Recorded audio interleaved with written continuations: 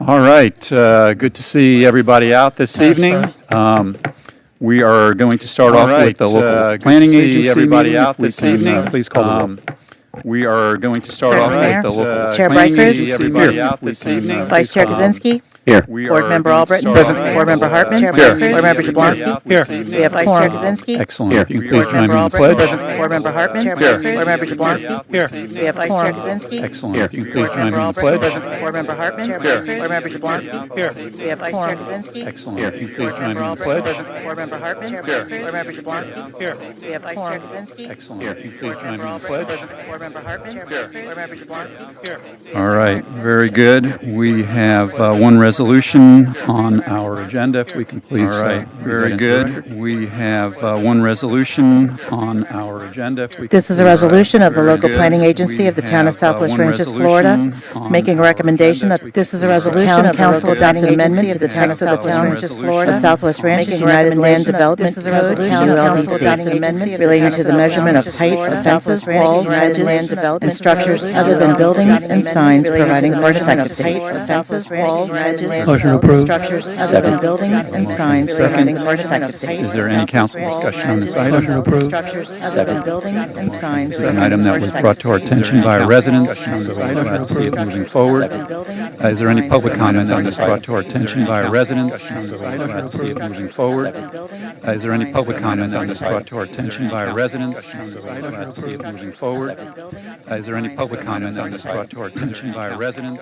Jim Lasky, 5780 Southwest 188th Avenue. I always thought 8 feet was the Jim Lasky, 5780 Southwest 188th Avenue. I got a neighbor that's got one probably 12 Jim Lasky, 5780 Southwest 188th Avenue. I got a neighbor that's got one built right up to the edge. I get shadows. I got a wood fence. It stays wet. It deteriorates. Built right up to the edge. Wet. I get shadows. I got a wood fence. It stays wet. Okay, and off the Lord.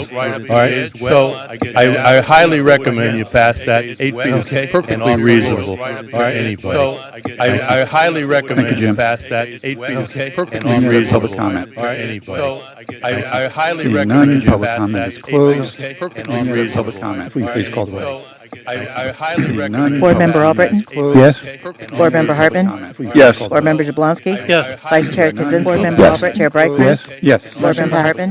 Yes. Board Member And then we have the Jablonski. approval of the Vice minutes Chair from Kaczynski. August Board 8th Member of Albritton. this Chair year. Brykers. Motion Yes. Board approved. Member Hartman. Yes. Good. Is there any additions, corrections to the minutes from August 8th of this year? Yes. Seeing none. Any public additions, corrections to the minutes? Any additions, corrections to the minutes? Seeing none, please call the roll. Seeing none. Any Board Member public Albritton. additions, corrections to the Board minutes? Member Hartman. Yes. Board Member Jablonski. Yes. Vice Chair Kaczynski. Yes. Chair Brykers. Board Member Yes. Albritton. Yes. Minutes passed. Board Member Hartman. Board Member Jablonski. Yes. Adjourn the Vice Chair local Kaczynski. planning agency, Chair Brykers. and we call to order our regular meeting this evening. Mayor. Yeah, I'm sorry, we have adjourned the local planning agency, and we call to order our regular meeting this evening. Break here? Yeah, I'm sorry, we have adjourned the local planning agency, and we call to order our regular meeting this evening. I feel like I need the Jeopardy music going or something. Nobody moved.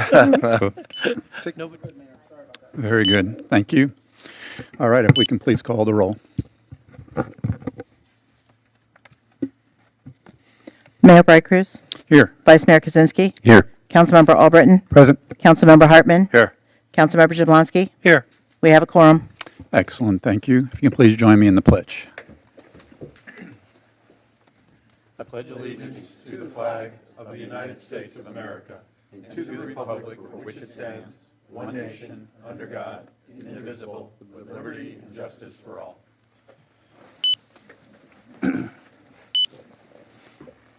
All right, we will start off our regular meeting with the quasi-judicial item. Mayor, we have one quasi-judicial item on the agenda today. As you know, Florida courts have determined that in this case, you're acting as a jury to determine whether or not the applicant has proven by competent substantial evidence that it has met the requirements of the code. Deborah, can you please read it into the record? This is a resolution and final order of the Town Council of the Town of Southwest Ranches, Florida, approving application number PL 66-23, Fields Ranches plat, comprising of 2 lots on 19.47 acres, generally located at the southeast quadrant of Southwest 172nd Avenue at its intersection with Southwest 66th Street, Hudson Drive. Authorizing the mayor, town administrator, and town attorney to execute any and all documents necessary to effectuate the intent of this resolution and providing an effective date. Thank you. Because it is quasi-judicial, we're required by law to swear in anyone who wishes to speak on this item. So if anyone who's wishing to speak can please stand up, raise your right hand, and Deborah will swear you in. Do you swear to tell the truth, the whole truth, nothing but the truth? Thank you. Final procedural thing I have to do under the Jennings rule. Does any council member have any ex parte communications concerning this item? I have none. No. No. No. No. Seeing none, I'll turn it over to Jeff Kadams for a quick staff report. And then Elizabeth is here on behalf of the applicant. No, not until. Good evening, Mayor and Council. This is a plat to create one single-family home lot on a 19.5-acre parcel. The property dedicates right-of-way for 172nd Avenue in accordance with the Broward County Traffic Ways Plan. No dedication was required for 66th Street as it has sufficient right-of-way. Lot 2 would be the single-family lot. It is restricted to that use. It'll have access off of 66th Street. And the Lot 1, which is over 17 acres, is restricted to agricultural use pursuant to the plat note. We have 2 recommended conditions. 1, approval of an updated opinion of title by the town attorney. That has happened. And number 2, that the property owner shall work with the town attorney to determine if the shade structures need to be modified to achieve the 25-foot setback from the property lines of Lot 2 prior to the issuance of a building permit for Lot 2, noting that they have an agricultural classification. Drainage district is signed off on the plat and meets all code requirements. That's all I have. Thank you. Any questions for Jeff before I turn it over to Elizabeth? No. Okay, Elizabeth, if you could please just state your name for the record, that you represent the applicant and that you're accepting the town's conditions of approval. Good evening, Mayor, council members. My name is Elizabeth Srukdisian on behalf of the applicant. I work for Police Land Surveyors, and I am happy with Jeff's representation of our application, and I ask for your approval. And you've been sworn in. And I have been sworn. Thank you. Any questions of Elizabeth at this time? Okay, at this point, we'll ask any member of the public who wishes to speak on this item. This is your opportunity. Seeing none, Mayor, public session is closed. Jeff, any final remarks? Nope. Elizabeth, any final remarks? Nope. Mayor, it's turned over to you for deliberation. Very good. Do we have any comments, questions from the council? I'll make a motion to approve. Thank you. We have a motion and a second. Seeing no discussion, if we can please call the roll. Councilmember Albritton? Yes. Councilmember Hartman? Yes. Councilmember Jablonski? Yes. Vice Mayor Kaczynski? Yes. Mayor Bright Cruz? Yes. Motion passed. Very good. Excellent, thank you. All right, the next item on our agenda is a proclamation. This is a proclamation, Suicide Prevention Month, September 2024. Whereas the Town Council is firmly committed to raising awareness about suicide prevention in the town of Southwest Ranches in Broward County, and whereas the month of September is nationally recognized as Suicide Prevention Awareness Month. Whereas more than 50,000 Americans die by suicide in 2023 in Florida. In Florida, a person dies by suicide every 2 hours on average. Suicides in Florida far outnumber the homicides. And whereas suicide is a national epidemic costing the lives of 6,000 veterans each year and is a leading cause of death for first responders. Firearms are the leading method of suicide in Florida and the most lethal. Whereas the American Academy of Pediatrics, the Children's Hospital Association, and the American Academy of Child and Adolescent Psychiatry have declared a national emergency in child mental health, and whereas suicide is the second leading cause of death for children, adolescents, and young adults aged 10 to 24 years. Whereas it is critical to recognize the signs of depression that may lead to thoughts of suicide, including speaking about wanting to die, feelings of isolation or hopelessness, increased use of drugs or alcohol, and severe mood swings. Whereas it is critical to recognize the best methods to prevent suicide when a person is in crisis. Ask if the person is thinking of taking their life. Keep them safe, remove their access to lethal means, such as poisons, prescription drugs, and firearms. Get them professional help. In Florida, dial 988 or call the National Suicide Prevention Lifeline, 1-800-273-8255, or text 741-741. Whereas the League of Women Voters of Broward County has provided significant leadership in suicide prevention through community education and creation of their Lock It Up gun safety program. Whereas the Florida chapter of the American Academy of Pediatrics have provided significant leadership in suicide prevention through community education and programming. Therefore, be it resolved that the Town Council of the Town of Southwest Ranches designates the month of September 2024 as Suicide Prevention Month and supports the mission of Lock It Up and the League of Women Voters of Broward County Gun Safety Committee, as well as the Florida chapter of the American Academy of Pediatrics, by encouraging safe storage of firearms and removal of other lethal means to prevent suicide. Great, thank you. This is a topic that hits close to home. We've had a number of these in the last 12 months, so I think it's important. Thank you for joining us this evening. On behalf of the League of Women Voters of Broward and the Florida chapter of the American Academy of Pediatrics, thank you so much for recognizing Suicide Prevention Awareness Month. I have gun locks. Gun locks are highly effective at preventing suicide and other accidents and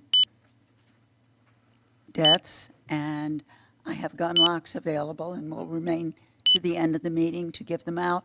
They are also available from the Veterans Administration, and I have that website if anyone is interested. Excellent. And we have bumper stickers. Thank you. Very good. Thank you for coming out. Really appreciate it. All right.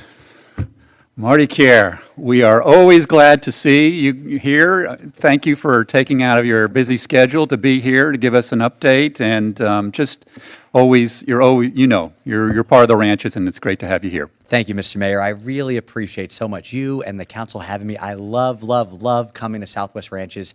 Every single time I come here, I kind of take a little bit of a relaxed breath because all throughout the day, I'm going all throughout Broward County, and all of Broward County is wonderful, but it can be a little bit, there's a few more people outside of Southwest Ranches, and so when you come into Southwest Ranches, you just feel good. And one thing I love about Southwest Ranches is you all have given me the great privilege of representing it now for almost 2 decades. I got to serve when I was in the State House, on the County Commission, and now as property appraiser, and it really is one of our very, very special cities here. So thank you all very, very much. And Mr. Mayor, before I quickly talk about how our office can help the Southwest Ranches public, where property values are, and of course something very near and dear to my heart, which is cracking down on title fraud, I also want to thank your staff. You know, every single week, every single city staff all throughout Broward County sends us permits, just so we can make sure we capture all the value and make sure it's on the tax roll, so people pay their fair share of property taxes. And your staff, led by Russell, is just so very easy to work with, and I just really appreciate that. And also, I think Keith is just an exceptional lawyer. You all are very blessed to have him as well. But with that said, Mr. Mayor, just for the residents, there are a few main functions to our office. The first function is we determine the value of every piece of property in Broward County for tax purposes, whether it's residential, commercial, tangible personal property, or centrally assessed property, which are railroads. And the reason that's important is because when a resident of Southwest Ranches pays their property taxes, the amount of taxes they pay is a relationship between the value of the property that we set and the tax rate set by you all, the county commission, the school board, and all other taxing authorities. So the most important thing we want to do is make sure we get it right. And as you know, Broward County is a very, very big place. More people live here than 13 states, the District of Columbia, and all U.S. territories except Puerto Rico. It's big. And there are more parcels that we appraise than exist in many states. And even though the people in our office do a very good job and their assessments are very accurate, mistakes can occur, or maybe people have information about their property that we don't have that can help us bring down their assessed value, which will bring down their property taxes. And right now is a fantastic time for me to come and speak, because every single property owner in Southwest Ranches recently received their trim notice from me in the mail. It was not a tax bill. It's basically a document so people can make sure they don't overly pay in their property taxes. And what I always tell everybody in Southwest Ranches, when you get that trim notice, review it very carefully, because you want to make sure that when your tax bill comes out in November, it's accurate. And that gives you your opportunity to figure out a way if it is accurate or if it's not accurate, and to contact us or your local government to try to make it accurate. And here's what it shows. The first thing it shows the value of your property for tax purposes that we set. It shows all the tax saving exemptions you're currently getting. It shows the dates and times that you all are going to be discussing your tax rates. And it shows the proposed amount of property taxes somebody's going to be asked to pay for this year. And I always tell everyone, when you get that document, really read it and review it. And if you have any concerns about the value of your property, or you're not getting every tax saving exemption you're entitled to, just contact our office by September 18th so we can make sure you only pay on your fair share of value and you get to save every single tax dollar you're entitled to from exemptions you may not currently have. That's what brings me to the second thing we do, and it's what I love most about my job, is we give tax-saving exemptions to people that qualify. And there are a lot of exemptions under Florida law that people qualify for. The most important one, as you know, is the homestead exemption. If you live here in Southwest Ranches, it's where you're registered to vote. If you don't vote, where your declaration of domicile, where your car is registered to. If this is where you live and you raise your family, you get that very important exemption that does two things. The first thing it does, it takes $50,000 of value off the tax roll. You no longer pay tax on. It can save you $800, $900, maybe $1,000 a year at the beginning, but it really protects you going forward. Because every year after you have a homestead exemption, the value of your tax line cannot go up more than a maximum of 3%. And that is so important right now because, once again, property values have increased here in Southwest Ranches. They've increased because people are coming from all over the world. They're coming to Southwest Ranches. They're paying a lot of money for properties. They're paying more this year than last year, more than the year before that, more than the year before that, and definitely more than before COVID. So I always tell everybody, if you moved in here into Southwest Ranches and you were on your property on January 1st of 2024, please file for homestead exemption. It'll make sure the value you're taxed on won't go up more than 3%, and your taxable value won't skyrocket with your market value based on what people are paying for properties. Once you get that, there are so many other exemptions. There are exemptions for seniors, for veterans, for people who are visually impaired, for widows. There are lots of exemptions that can save you money in your tax bill. So when you get your trim notice, take a look at it. If there's something you're not getting, just call me by September 18th. We'll make sure you get that exemption so you can save all the money you're entitled to. The other thing I wanted to quickly talk about, Mr. Mayor, if it's okay, is where property values are right here in Southwest Ranches. And again, once again, they're going up. And to give you an idea, in 2023, if I took all the commercial and residential property and sold it on the open market in Southwest Ranches, you would have got right about $4.01 billion. That's a pretty big number. But fast forward just 1 year, there's been a 15.26% increase in market value to about $4.625 billion, which is a pretty big increase in 1 year. The taxable value is the value that you're going to look at, that you're going to set your millage rate on to determine the amount of money that you need to provide great services to the people of Southwest Ranches. And in 2023, the taxable value was right about $2.2 billion. Fast forward 1 year, there's been a 12.55% increase in taxable value to about $2.477 billion. And to put that in perspective, if you keep your operating millage rate the same, which right now is about 3.900, you'll get an additional $1,077,000 more this year than last year, and you can use that money, of course, to provide great services to the people of Southwest Ranches. And what's very important to note about that number is the majority of residents in Southwest Ranches are homestead. So the value of their tax line can't go up more than 3%. So much of that new revenue is being paid for by new property owners moving into Southwest Ranches, been paying top dollar for properties, and a good amount of new construction that was added to the tax roll for this year. This year, there was $81,804,780 of new taxable value added to the tax roll. To give you an idea, the largest new construction project was just an addition to a single-family home in the amount of $6,182,000. Addition. It's an addition. Oh, wow. You currently have 2,169 homesteaded properties here in Southwest Ranches. You have 58 seniors who get a low-income senior exemption. You have one long-term senior who pays no property taxes to the town of Southwest Ranches. You have 155 widows and widowers who receive a small exemption. And something I'm very proud about is you have 23 American Hero totally permanently disabled veterans that pay no property taxes to the town of Southwest Ranches. And you have 3 disabled first responders that are also fully exempt as well. The average sale price of a single-family home here in Southwest Ranches is right about $2,306,000, and the median sale price is $1,750,000. Both of those numbers are substantially higher than the average and the median from last year. And something I think is very interesting, even though, for example, the median sale price is $1,750,000, the median taxable value is about $546,000. That's because when somebody moves to Southwest Ranches, they stay for a very, very long time. So they've had the benefit of that Save Our Homes assessment gap, and that's why there's such a big difference there. The other thing I wanted to quickly talk about before I talk about owner alert and how we crack down on fraud is something that, of course, comes up a lot in Southwest Ranches is ag classifications. It comes up a lot because there are more ag classifications in Southwest Ranches than any other city in Broward County. And so currently, as you know, For everybody out there that has an ag classification and that had it last year, a renewal card was mailed to them in January. They would have to get it back to us by March 1st. This year, there were 455 ag classifications granted here in Southwest Ranches. To put that in perspective, there's only 15 ag classifications that were denied this year that were actually in existence last year. So the vast majority were actually granted that were in existence last year. There were 56 new applications. Out of those, 30 were denied, but the majority of them were denied because no documentation was provided showing that they were an ag classification. But we've been working, as you know, with the residents of Southwest Ranches to try to make the process as convenient for them as possible to try to qualify for an ag classification. So we've changed up a few procedures in our office, and this is what we're going to do going forward. The first thing, and I really appreciate the town for allowing us to do this, as you know, we have every single month, we are actually here, I believe, the first Tuesday of the month from 10:30 a.m. to 12:30 p.m. right in this room. And what our staff does is residents will come from Southwest Ranch and we'll meet with them about their property. Well, now going forward, every single month, we're also going to have a member of our ag team that'll be here as well. So if anybody wants to file for an ag classification, thank you very much. I appreciate it. It's thank you very much. It's something we should have done a long time ago, and I'm very happy we're doing it going forward.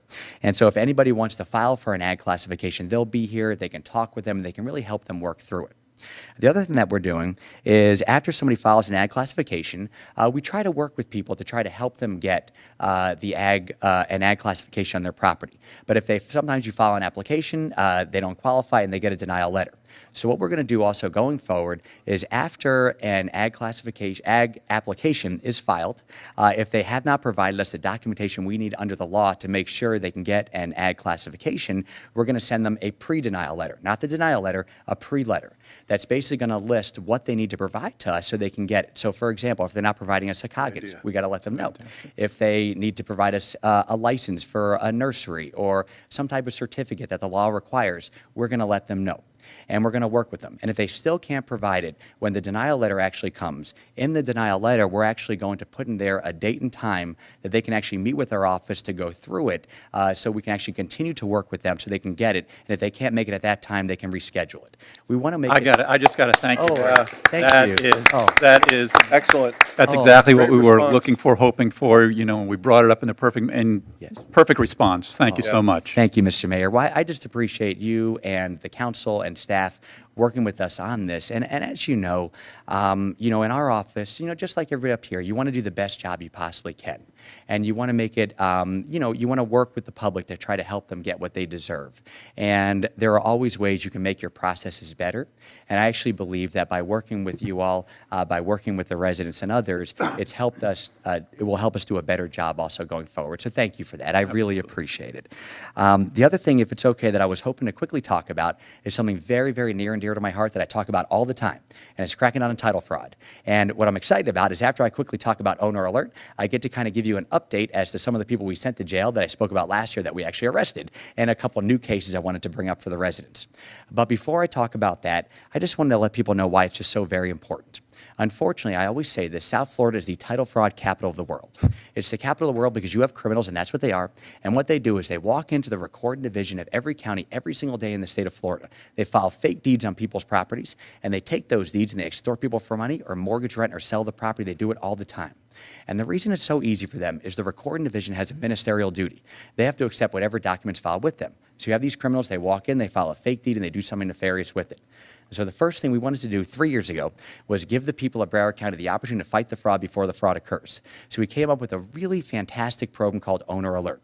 It's really a notification program that's free to the public that notifies people if there's been a title change in their property. And here's how anybody in Southwest Ranches can sign up. Just go to our website at bcpa.net or meet with our folks when they come here on the first Tuesday of the month. If you go on our website, though, you type in your name, you put in your parcel ID number, and you put in your email address. And if we have your email address on file, you're automatically verified. If we don't, we ask you to upload your Florida driver's license or Florida ID.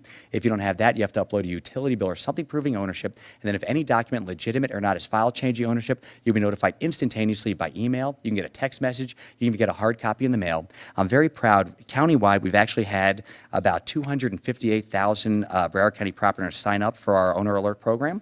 And something I think is very, very cool is we've had in Southwest Ranches almost close to 60% of all of your homesteaded properties have actually signed up for our Owner Alert alert program, and I really love that. I think it's actually the highest in the entire county when it comes to the percentage-wise amongst all the cities. And something I'm very thrilled with is we've, as you know, have taken this a little farther. Oh, before I talk about that, I forgot about something.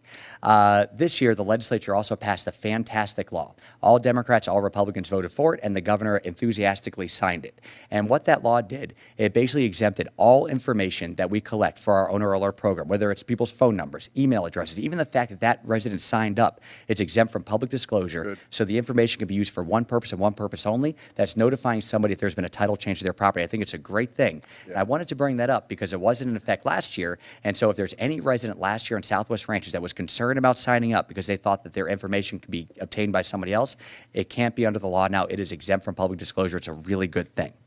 And when I started our owner alert program a few years ago, I started getting phone calls from residents. And they would say, Marty, I got an alert from your office that somebody changed the title on my property, but I didn't do it.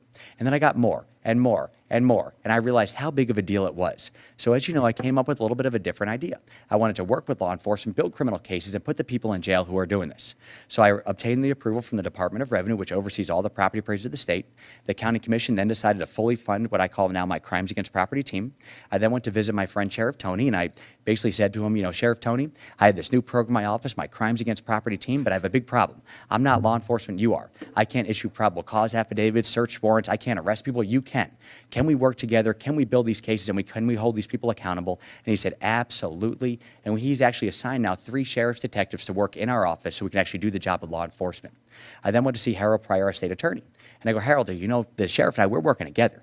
We're going to build these cases. And when we build these criminal cases, if we bring them to you and you think they're prosecutorial, would you prosecute the people that are doing this? And he goes, absolutely, Marty. And he assigned an assistant state attorney to work with our office to prosecute the people that we bring to him. And over the past 2 years we've been in existence, we've had hundreds of criminal investigations. We've had numerous arrests, a number of convictions, and we've been able to work with the court system to get property back to people in a much more expeditious and cost-efficient manner. And just to give the residents of Southwest Ranches a few examples as to how bad the people are that do this, I wanted to give you a few convictions that we've had recently, which again were arrests last year, so I get to talk about them as convictions, and a few new cases that really illustrate the extent people will go to try to steal somebody's property. The first case I like to talk about involved 2 wives. As you know, and I've spoke about this before, one of the wives worked for one of our hospital districts. The other wife worked in the real estate industry. The wife that worked in the hospital district would find out when people would pass on. She would then take their confidential information, including their social security numbers, and give it to her wife in the real estate industry who would find that they had property in Broward County and heirs here. If they had property and no heirs, they'd file fake deeds on the properties. They'd sell the properties on Zillow, mortgage the properties, rent the properties. They profit the amount of, we believe, millions of dollars. But I'm very happy is they were found guilty. They're serving their time in different prisons. And what I'm also very happy about is they've had to pay a significant amount of restitution to victims. For example, they had to pay an elderly heir in Cooper City about $210,000. They had to pay a disabled elderly widow in Fort Lauderdale about $130,000. And they had to pay another elderly heir in Tamarack, I believe, more than $100,000. Those are just a few. Another case I like to talk about actually involved a parcel here in Southwest Ranches. And here's what occurred. There was a man not from Broward County who was from Miami-Dade County. And he somehow found out there was a senior here that was not very well, that owned a 5-acre vacant parcel in Southwest Ranches free and clear of a mortgage. And he decided he wanted to steal it and take out a mortgage on the property. So what he did was he made a fake corporation with Tallahassee. He made the officer and director of the corporation that senior I just spoke about. He then made a fake ID saying he was that senior. He then filed a fake deed saying the corporation owned the property. He then walked into a small business in the city of Sunrise and said, you know what, I've fallen into some hard times, made some really bad financial decisions, but I have this one thing, a 5-acre parcel in Southwest Ranches that's free and clear. Can I please have a $500,000 mortgage? So the closing for a $500,000 mortgage for a parcel in Southwest Ranches, it took place way down in a Burger King in Hialeah. And so they go to the Burger King in Hialeah, and you got the bad guy trying to get the money, you got the mortgage company about to be out a whole lot of money, and you have the smartest person in the room, the notary, and the notary is looking at this thinking this is very bizarre. So she called our office, and she actually asked for the guy's thumbprint, which he gave. She then called our office, provided us a thumbprint. We, of course, contacted the town of Davie because they police Southwest Ranches and the U.S. Secret Service. Fortunately, the man was arrested. He was convicted. He was sentenced to 3 years in federal prison. Unfortunately, he was given the full $500,000 mortgage. He spent about $80,000. We recovered the rest. Another conviction happened just about 2 months ago. And I'm very, very proud of this conviction because the people that came up with this scheme were exceptionally smart, and they stole a lot of properties.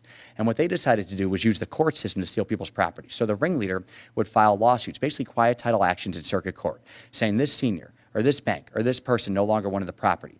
The return of service would go to the guy's buddy who was in a mobile home in Hillsborough County, and he would say, oh yeah, I represent that senior, that bank, that person. Yeah, they don't want the property anymore. Put in this guy's name or his company's name. They stole many properties that we found all throughout Broward County. Fortunately, the ringleader was found guilty. He was sentenced to 8 years in prison, followed by 10 years probation, $370,000 in restitution, and if he violates his probation after he gets out in 8 years, he goes to jail for life. Another person that was actually convicted with him received 5 years probation, but she was also ordered deported to her home country of Moldova, an Eastern European country, and is unable to ever come back to the United States. Another few ones I want to just quickly talk about that are new cases. These are new cases where the arrests were very recently made. One, I'll just briefly talk about it because I think it's interesting. There was a person that was arrested, and again, when you're arrested, you're innocent until proven guilty. But here's the facts as we know it, and I believe these people will all be found guilty by a jury of their peers. One person was a lawyer, and the lawyer allegedly helped another person steal an innocent person's property in Cooper City. I just wanted to mention that because what we found about the people that do this is they're pretty much everybody. They're not just one type of person. They are just the smartest people that will stop at nothing to steal people's properties. So you have lawyers, physician's assistants, you have lots of people that do this. So I always tell everybody to be very, very careful because a lot of people in lots of different professions will try to make a quick buck at the expense of our public. Another one I want to talk about is a very recent arrest involving 2 victims. One victim, I believe, is an American hero. He served in the United States Air Force for a very long time, and he was a member for a long time of the Broward Sheriff's Office. And the second victim was his ex-wife. Her name is Vivian, his name is Walter. And here's their story. Walter and Vivian decided to get married in the 1970s. And for some reason, about a year after when they bought a home in Pembroke Pines after they got married. And for some reason, about a year later, they decided to get divorced. And when they got divorced, Walter bought a townhouse about a mile up the road. But they stayed living in the home they were living in while they were married. And they stayed living there for decades. In 2020, Vivian got very sick. And when she got sick, a caretaker came to her home to take care of her. Vivian then passed on. And then for the next 3 years or so, Walter had a routine. He would check the mail at the house he was still living in that he and Vivian owned together. He would then go to the townhouse and check the mail there, check the locks, back and forth kind of every single day. That was his routine. Unfortunately, the neighbors realized that Walter they hadn't seen him do his routine in some time. So one of the neighbors contacted the police. They came to the home, they went inside, and they found that Walter had passed on. About a week later, after he passed on, right about that time frame, the home gets broken into. And then, just a few minutes after that, miraculously, the former caretaker that had taken care of Vivian showed up to the home. And she called the police. And the police came to the home. And they go inside the home and they secure the home. And for some reason, the police allegedly left the home in the caretaker's possession and at the same time informed her about the townhouse that wasn't too far away. About a week after that, all the belongings in both the house and the townhouse were cleaned out. There were 2 deeds that were filed on those properties where the former caretaker was trying to show that she was the owner of.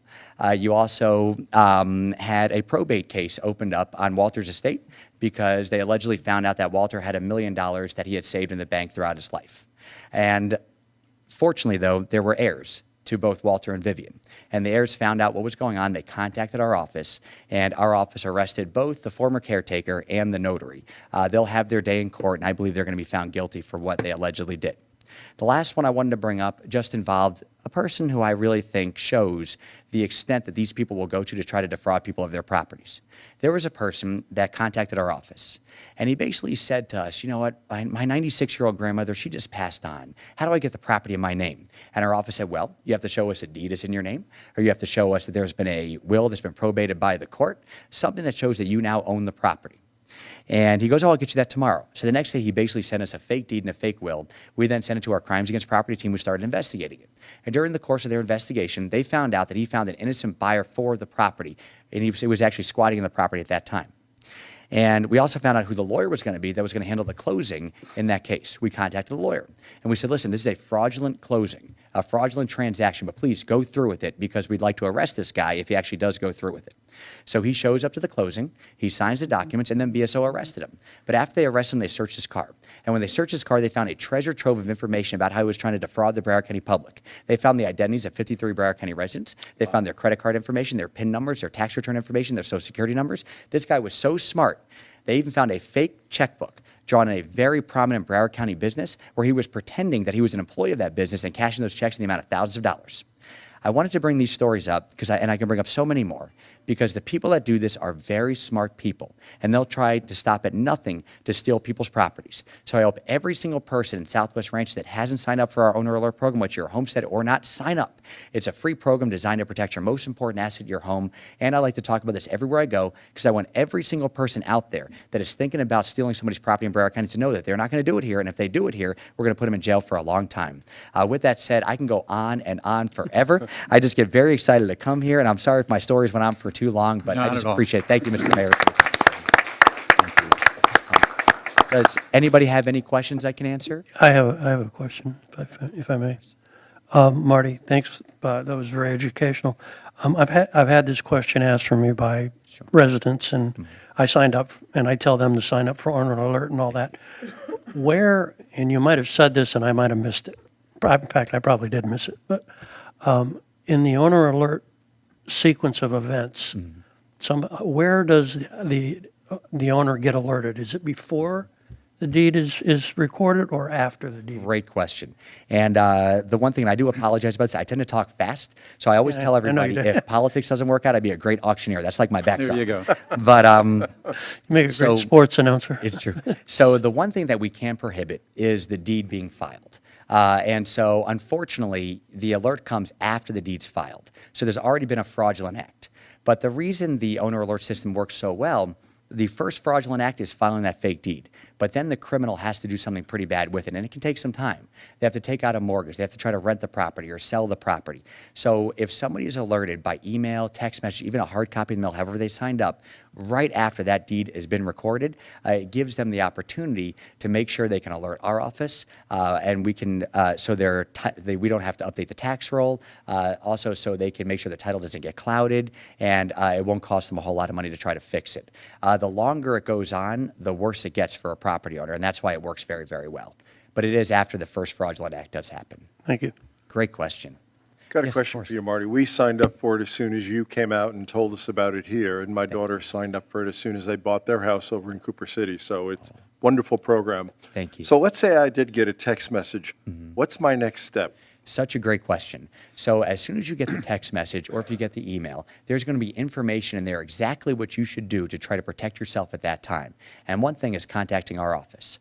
Because if we know that it can be fraudulent, we don't have to update the tax roll if we think it's a fraudulent deed. Also, the handsome gentleman back there, Ron Cacciatore, he's the guy with the great hair.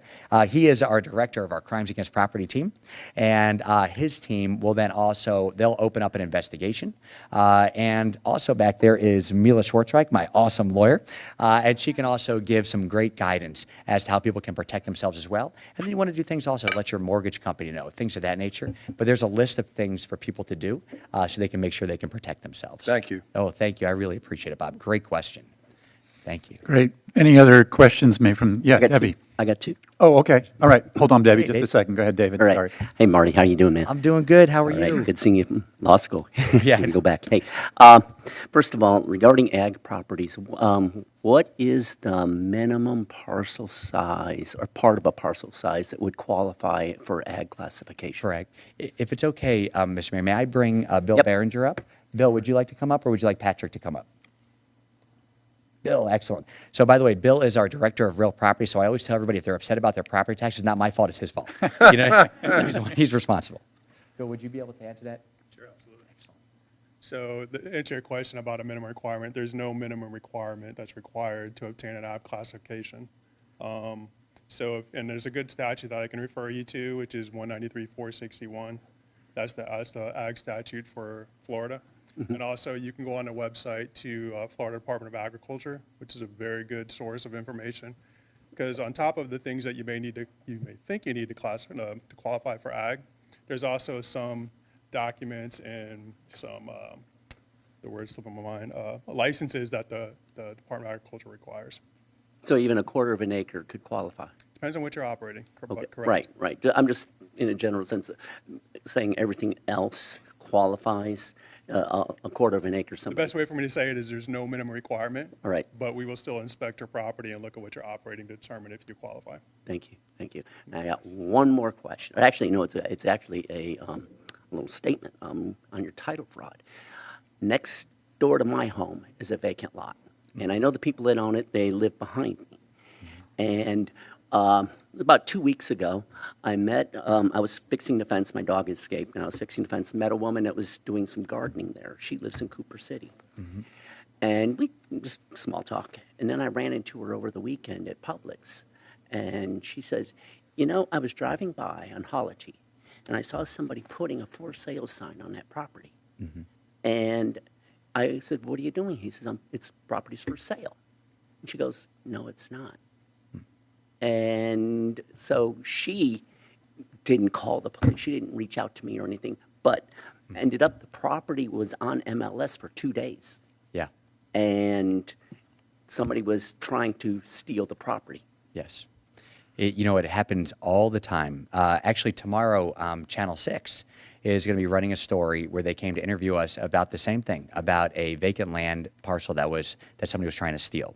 And it happens a lot. Unfortunately, right now you have a lot of people that will buy properties sight unseen, maybe from other states and others. And so there's unfortunately, it's very easy for people to put something on the MLS. So I always tell everybody, if you run into anything like that, honestly, David, have them give us a call. Let us look into it so we can try to help them. There's lots of different fraudulent ways that people try to steal properties, but they do target vacant land a lot. And trying to sell it on the MLS is something that they do. But something I think is also important to note is the legislature also passed another fantastic law last year. One, again, that was passed by all Democrats and Republicans, and the governor also signed it. It actually now makes it a crime if you try to advertise property, real property, on the MLS or any other way to try to sell it that you don't own. It's actually going to be a felony. Wow, So there are a that's good lot of news. different things that we can do now, a lot of new tools to be able to really crack down on people that are doing that. Is there any liability to the realtor that's facilitating the fraud? There could be. It depends. When it comes to the civil liability part of it, I can't fully speak for that, but I wouldn't be surprised if there was some. A good example is not a realtor, but a title company. There was a title company that Ron and his team saved about $2.5 million to. And what occurred was there was a home in Fort Lauderdale, actually a vacant lot in Fort Lauderdale. And the vacant lot was in a community with a whole bunch of other homes around it. And one day the homeowner association president is walking around and he's talking to this guy that's looking at the vacant lot. And the guy goes, I'm so excited. I have been wanting to move into this community my entire life, and I'm now finally buying this lot right here, and I'm going to build my home on it. And the homeowner association president walked away thinking this is very bizarre. And he contacted us because he didn't think the actual owner wanted to sell it. Well, we looked into it, and the owner was actually Canadian. And we called the owner from Canada. And he goes, no, I'm not selling my lots there. I love those lots. I'm going to build a property in it one day. I'm keeping that forever. We then contacted the real estate agent, the listing agent. And she said, oh, no, this is legitimate. We've been hired by a title company out of Orlando. We contacted the Ocala. We contacted the title company Ocala, and they said, oh, yeah, this is totally legitimate. The owners of the property showed us documentation that they own it. We're selling it. The transfer of the money is happening today. And it was going to be $2.5 million. And we go, well, show us what you got. And they sent us 2 fake Canadian passports that we just found were quickly faked by doing a fast Google search. And so as a result of that, they didn't transfer the $2.5 million. But what would have happened to that title company if they did, they would have been on the hook for the $2.5 million. So it can be pretty significant. And I think there can be a number of people that could be liable. Thank you. No, thank you. Great question. Thanks, David. Marty, I just want to say thank you real quick. Thank All you, right, Jim. For your staff and office to come and help our residents. We really appreciate it. I think our residents will benefit greatly. Thank you. Oh, thank you. And again, I want to thank you all for allowing us to be such a great partnership with the town of Southwest Ranches, for allowing our staff to come. Because, what I've learned about this job is there's so much you can do to help the public, but sometimes the difficulty is reaching everybody. And the fact that town allows us to come every single month so we can be here no matter what, and the residents can come and meet with us, it really goes a very, very long way in helping us meet with them. And also, the town has been so good inviting us to every event that you all have, so we can actually have our tent set up and others. And there are just so many people we're able to help that way solely because of the partnership with you all. So I really appreciate that. Thank you, Great. Jim. Thank you, Marty. I think we have at least one question from the audience, maybe a couple. Absolutely. Yeah, Debbie. Hey, how are you? Thank you. Would you like to come up? Come on up to the mic, please. Come on up. There's YouTube land out there. They want to hear you. It's good to see you. You too. Okay. So unfortunately, we were victims of we have property in South Carolina, some lakefront property in South Carolina that we got after over 30 years ago, just after we got married. I got a closing packet in the mail of our property. So it was fake. They had our correct social security numbers, our driver's license numbers. When I actually got copies of the driver's license, they weren't us. They weren't, they were wrong, fake. But in any case, I have registered my property here, and that one was owned outright as well, so there's no mortgage, so you don't, if it's a mortgage, it's going to get caught. But, so the one thing, so I called immediately your office to see if this had happened here and someone tried to sell my home, and we're registered with the owner alert, would we have been notified prior to that deed being filed or after? So they told me, no, it would be after, like you just said, after that fraudulent event has happened. So I was wondering, so it seems like nowadays, any kind of financial transaction you make, or even just looking at your financial information to get into a bank or anything like that, there's now this dual authentication where it sends like a text to you. Is it you? If not, whatever. So is it at all possible that maybe, because that seems to be the missing link here, that if someone is, going to file to change a deed, that maybe an alert, whether because you've signed up for the owner alert, that an email is sent or the phone number, however you register, before it gets recorded, to just send something to that last person of record that paid the property tax to maybe just say, oh yeah, this was me, or no, it's not, and so it stops before the deed gets filed. Because it is a process, so we have our property back. We filed affidavits, we got our property back, but it's filing with the Register of Deeds. You have to wait the 30-day notice period. I don't know if it's the same here, but that's what it is in South Carolina. Unfortunately, the poor people that bought the property are still trying to get their money back.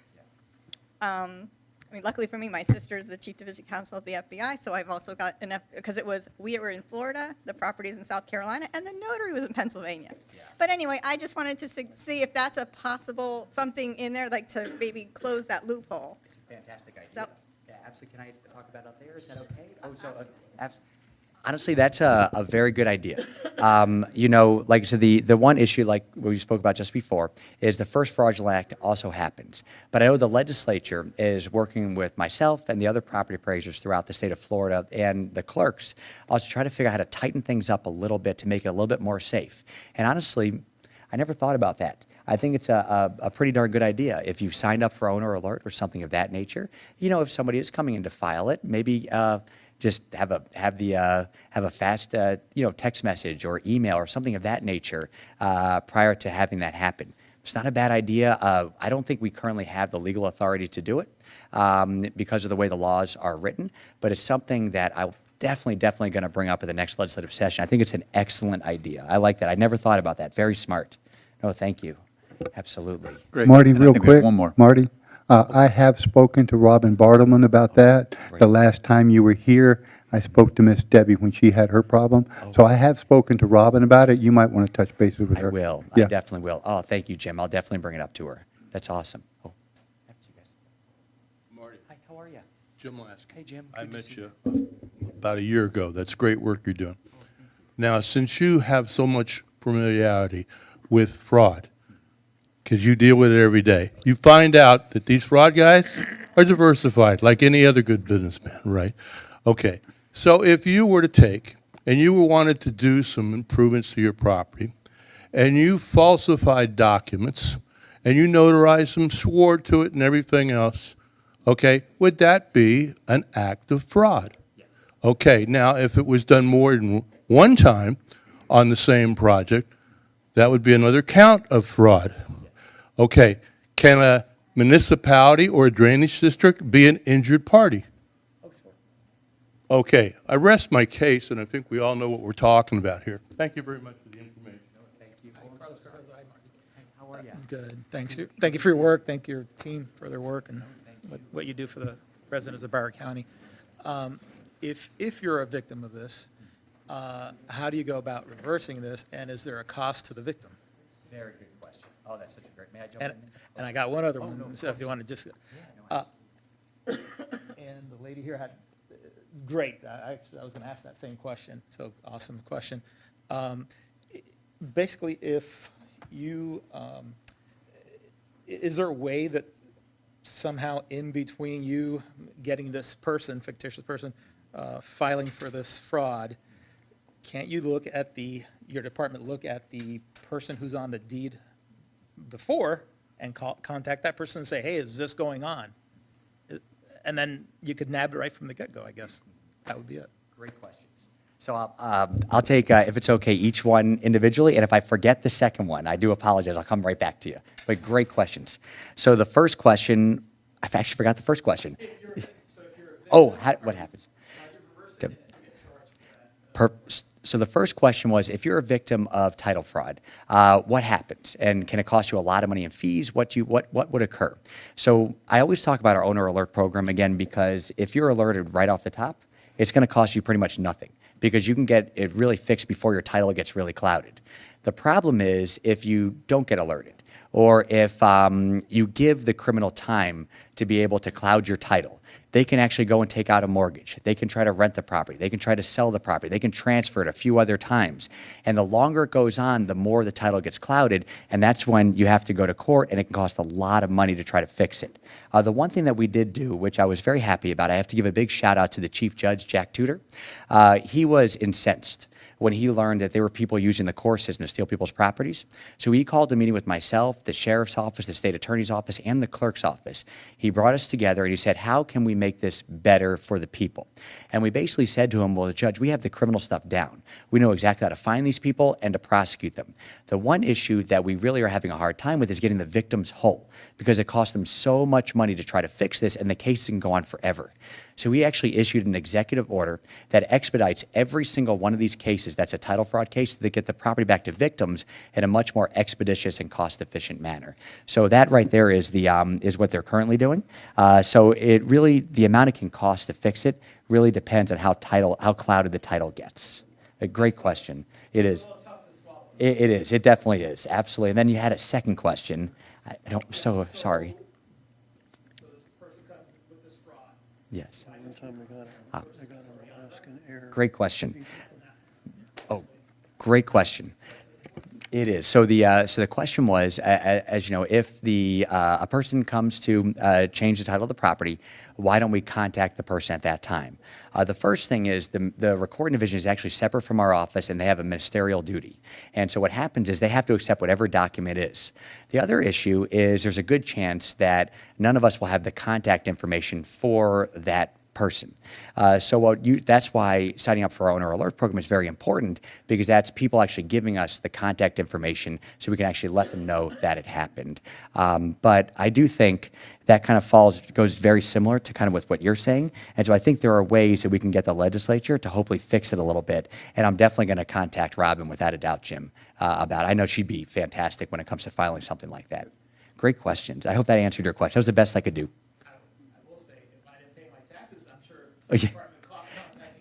Yes, we would. Of course, come on up. Absolutely. How are you? How you doing? I'm good. It's good to see you. too. All right, let me get. How you doing? I don't have to introduce myself in this, right? All right, this is going to be interesting. Marty, thank you. Thank Patrick. Thank you. Bill Behringer, thank you. You know what? Ever since we had that meeting with Steve and a few others, you guys actually are doing something that I've never seen politicians really do. You're listening to residents. I was with two residents that have never met me from Adam. You guys Bill sat, explained letter by letter how to get your ag.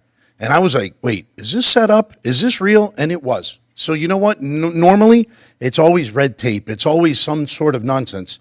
And I'm a no-nonsense type of guy. And to see that, I just got to give you a round of applause. I'm going to tell you, that was amazing. Like, for a couple of residents, honestly, two residents to walk out of that building, a government building, smiles on their face, and a resolution, that's all we wanted in that meeting. And it happened twice.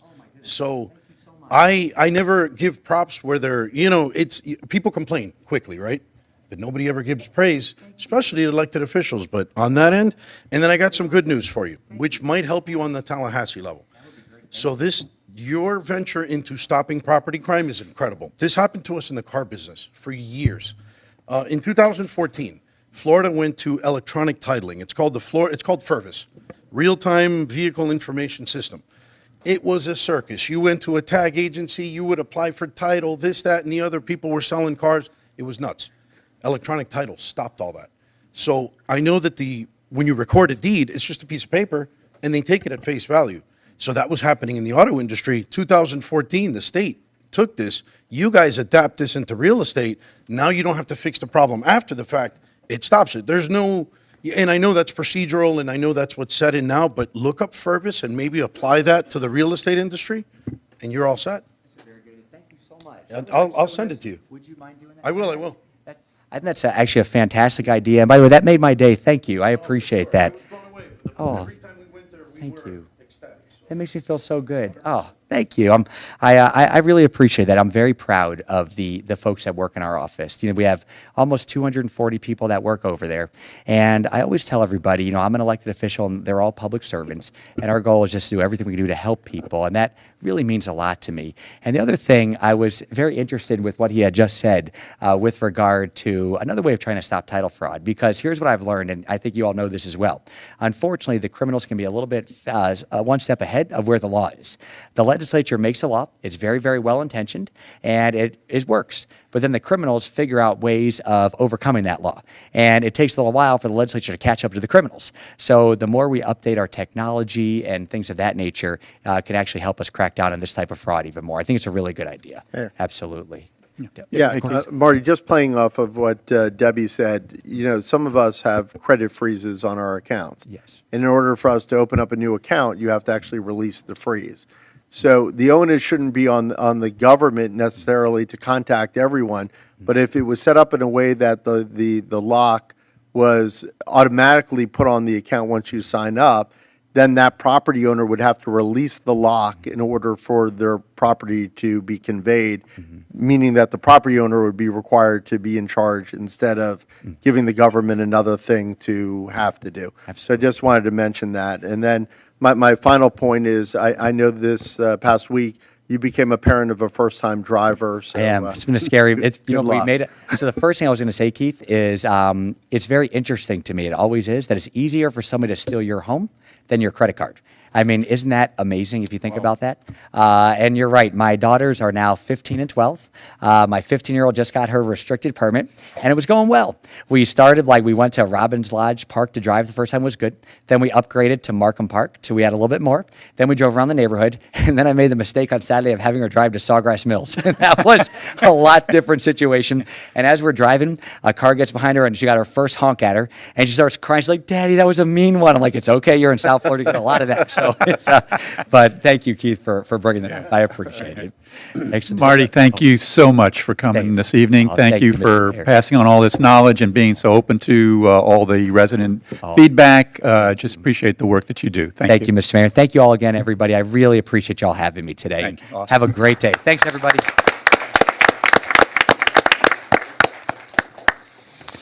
All right, it's going to be hard to top that, but we're going to open up public comment. So I don't know who's next, but you're in for a Mayor, challenge. we only have two tonight, Carlos Cardoso, followed by John Garotti.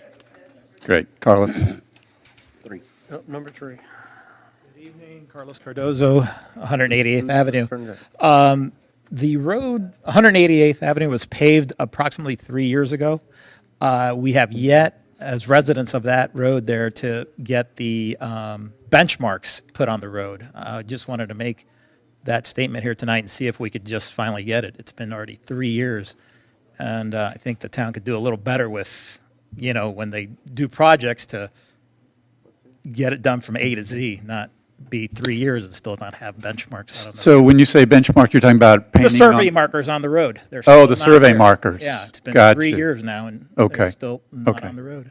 And Okay. it's just going to avoid residents from, property disputes or putting up a fence in the wrong spot or something like that, Gotcha. Have No. a headache, Good Appreciate it. point. Thank you. Thank you for bringing that up. Appreciate it. Thank you. John Garotti. I guess he waves. So final speaker is Marianne Allen. She's out there with John. He's outside too. So we're Waved him. John Garotti, Mary Ann Allen, do you want to speak? If you want to speak, you need to come in. Class is over. Sorry, Mary Ann. Moving as fast as I used to. I was going to congratulate Marty because our feedback from our residents is wonderful. His staff is amazing because unless you speak up and let people know what the problem is, they don't know there's an issue, okay? And that day in front of Marty and his staff, they came down here. There was a bunch of residents outside that wanted to come into the meeting. Marty's the kind of person that says, come on in. I want to hear from all of you. And look what they've done. They've taken every issue that we brought to them, and they're fixing it. Right. When does that ever happen in government? So I'm really, really thrilled with what they've accomplished. And I wanted to tell you, our residents, Antonio, they got the 2 acres for their 10 horses, so they can have that. Enrique's got 30 sheep. He's getting his because he was missing some documentation that he wasn't aware of. They told him what he needed. And this is all great news for our town because our agricultural is so important to every one of us. It doesn't cost the town any money. In fact, it saves us money because overdevelopment is what costs us money. And I just wanted to say thank you because Steve, David, Bob, and the other members that support our agricultural liaison. By the way, I heard there's an extra $1 million that you guys made. Maybe we can afford that liaison after all. Thank you very much. Thank you, Mary Ann. John, yeah, go ahead. This is a happy night. Good evening, guys. And Deborah. There we go. And my wife. Good evening. I'll be home soon. John Garotti, 162nd Avenue. Yeah, that was awesome. Those two residents were ecstatic. It all started from, and I know you guys were nervous, especially Steve was like, we're going to piss Marty off. But you know what? It all worked out in such a way those guys got what they needed. There is some things that residents need to know, especially the new ones. The new ones could be under misconceptions. And if we can teach them and introduce them to Bill and his crew, that I'm going to tell you, when I first heard of what was going on, I don't have an agricultural exemption. I barely pay my taxes on time, right? We kind of know that already. I do it on purpose. But the point is, the wheels of government worked. And our representation with inspectors, with the actual property appraiser, our voices are being heard. And that's incredibly important. That's all people want, is a little bit of representation. No matter what party, no matter what the topic is, give them a little hope. That's all it is. But I'm going to switch subjects real quick and go to another important topic. Solid Waste Authority meeting tomorrow. You got a long day, Steve. Tomorrow at 7 a.m. Hopefully some of us can be there. I know Debbie shows up. Richard will be there. We were at the Miramar pre-warning type of if they do this in the Miami-Dade Commission about the new incinerator that they're proposing down there. And I'm not in agreement with what they say of the whole not in my backyard, because that's not a good message. I mean, imagine if it was the tables were turned on us, we would have to be like, hey, we sent you an incinerator, they're sending us one.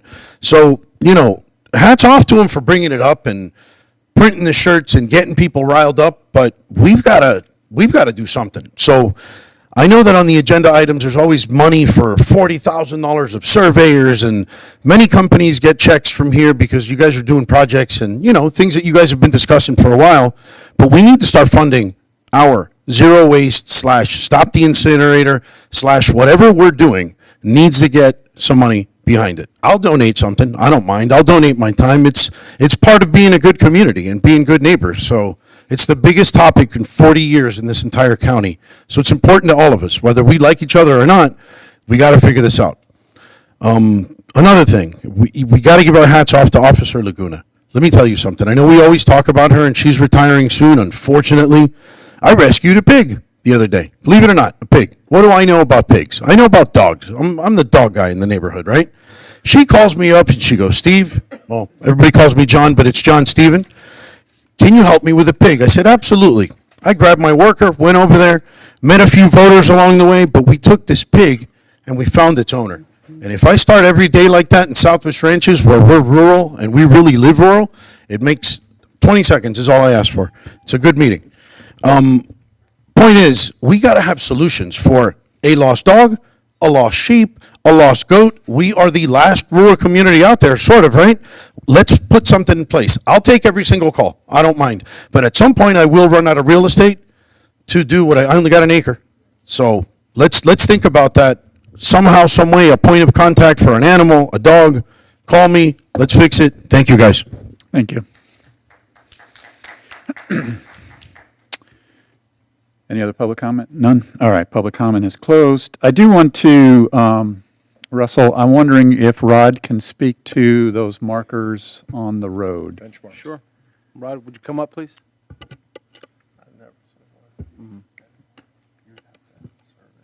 Is this spray paint marker? No, I think we're talking about the reflector markers.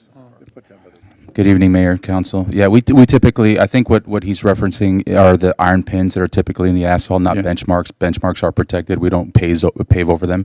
So he's referring to the iron pins, which often are put in the center line of the street or edge of pavement or something like that. So we typically don't do that as part of our projects. If we did, obviously we'd have to resurvey and get surveyors that did those iron pins or another surveyor to basically locate them again.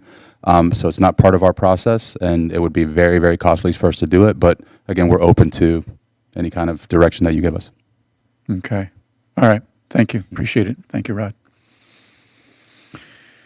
All right. So probably not the answer you're looking for, but we can look into that, see if it's. Okay. Thank you. Okay. I appreciate it.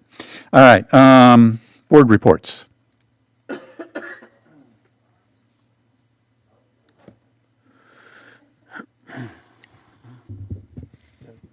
I'm going to speak on behalf of the Ed Board. I just want to, we're using a new volunteer app that has been created by, in large part, the Sikh Youth Council. It's an app that you can download on the iPhone or an Android. And if you go to primevolunteers.com and then, or go to the App Store where you find it, it's primevolunteers.com. And then you register an account, and then from there it will ask you, like your area, your different interests, and all that kind of stuff. So we're starting to post some events. We're just testing it out. We think it's going to be a great way to reach volunteers. But I've also heard from some parents wanting to know how can their kids get volunteer hours towards the scholarship. So there's a couple events out there right now that are posted that we're going to try to get going, and then over the next week we'll probably have a lot more events. So, but these events are not only for kids for volunteer hours. We're also trying to reach a lot of these events are in our zero waste initiatives and efforts. So a lot of them are whether it's education at the parks and having someone sit by garbage cans and the recycle bin when people are coming on Saturdays to say, whoa, whoa, whoa, this needs to go here and that needs to go there.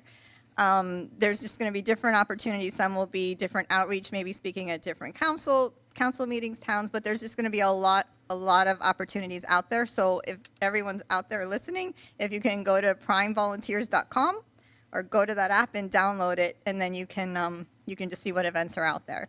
And again, kudos to the mayor for attending. I know, unfortunately, I couldn't get to that meeting. It's all right. In Miramar. But I understand, you've been to all these, every event that Miramar has held, you've been there because it's not about not in my backyard. Right. It's about not Doing the right anywhere. And I kind of wish some of the other mayors would did the same. But the fight is we just don't want it anywhere. Thank you. Yep. Any other board reports? Yes, Mary Ann.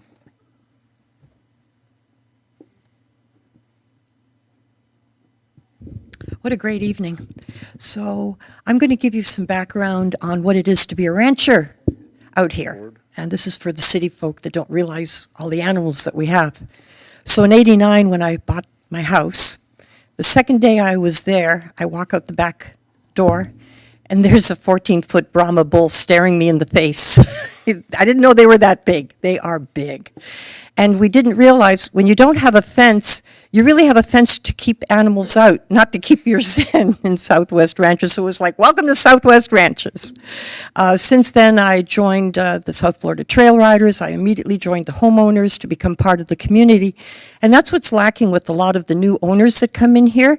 You have a lot of community that you can join to become part of this great town of Southwest Ranches, because there's a lot we have going on and that we are superior to a lot of other towns because we have something that nobody else has. We have community out here, and we support each other out here. So I'm going to give you some examples of just what I went through as a horse person, as an animal person. Davie Police really had no idea who to call, and this was Christmas Eve, and it was a few years ago when we had really, really cold weather. They called me at 10 o'clock at night, can you please come out? There's a horse suffering, it's dying.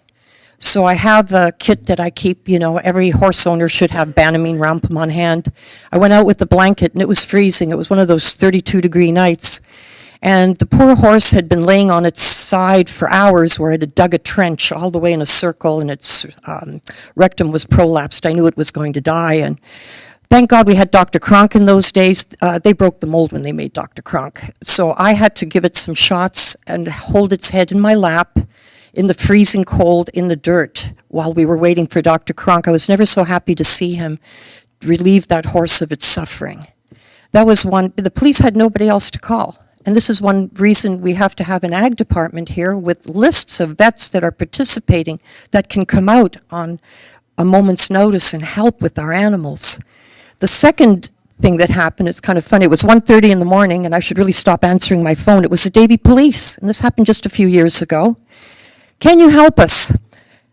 1:30 in the morning, they're out at the parking lot of Walmart on Griffin and Flamingo. There's a horse there, all sweaty, had run for miles. So here I am, single, 1:30 in the morning. I'm not that young.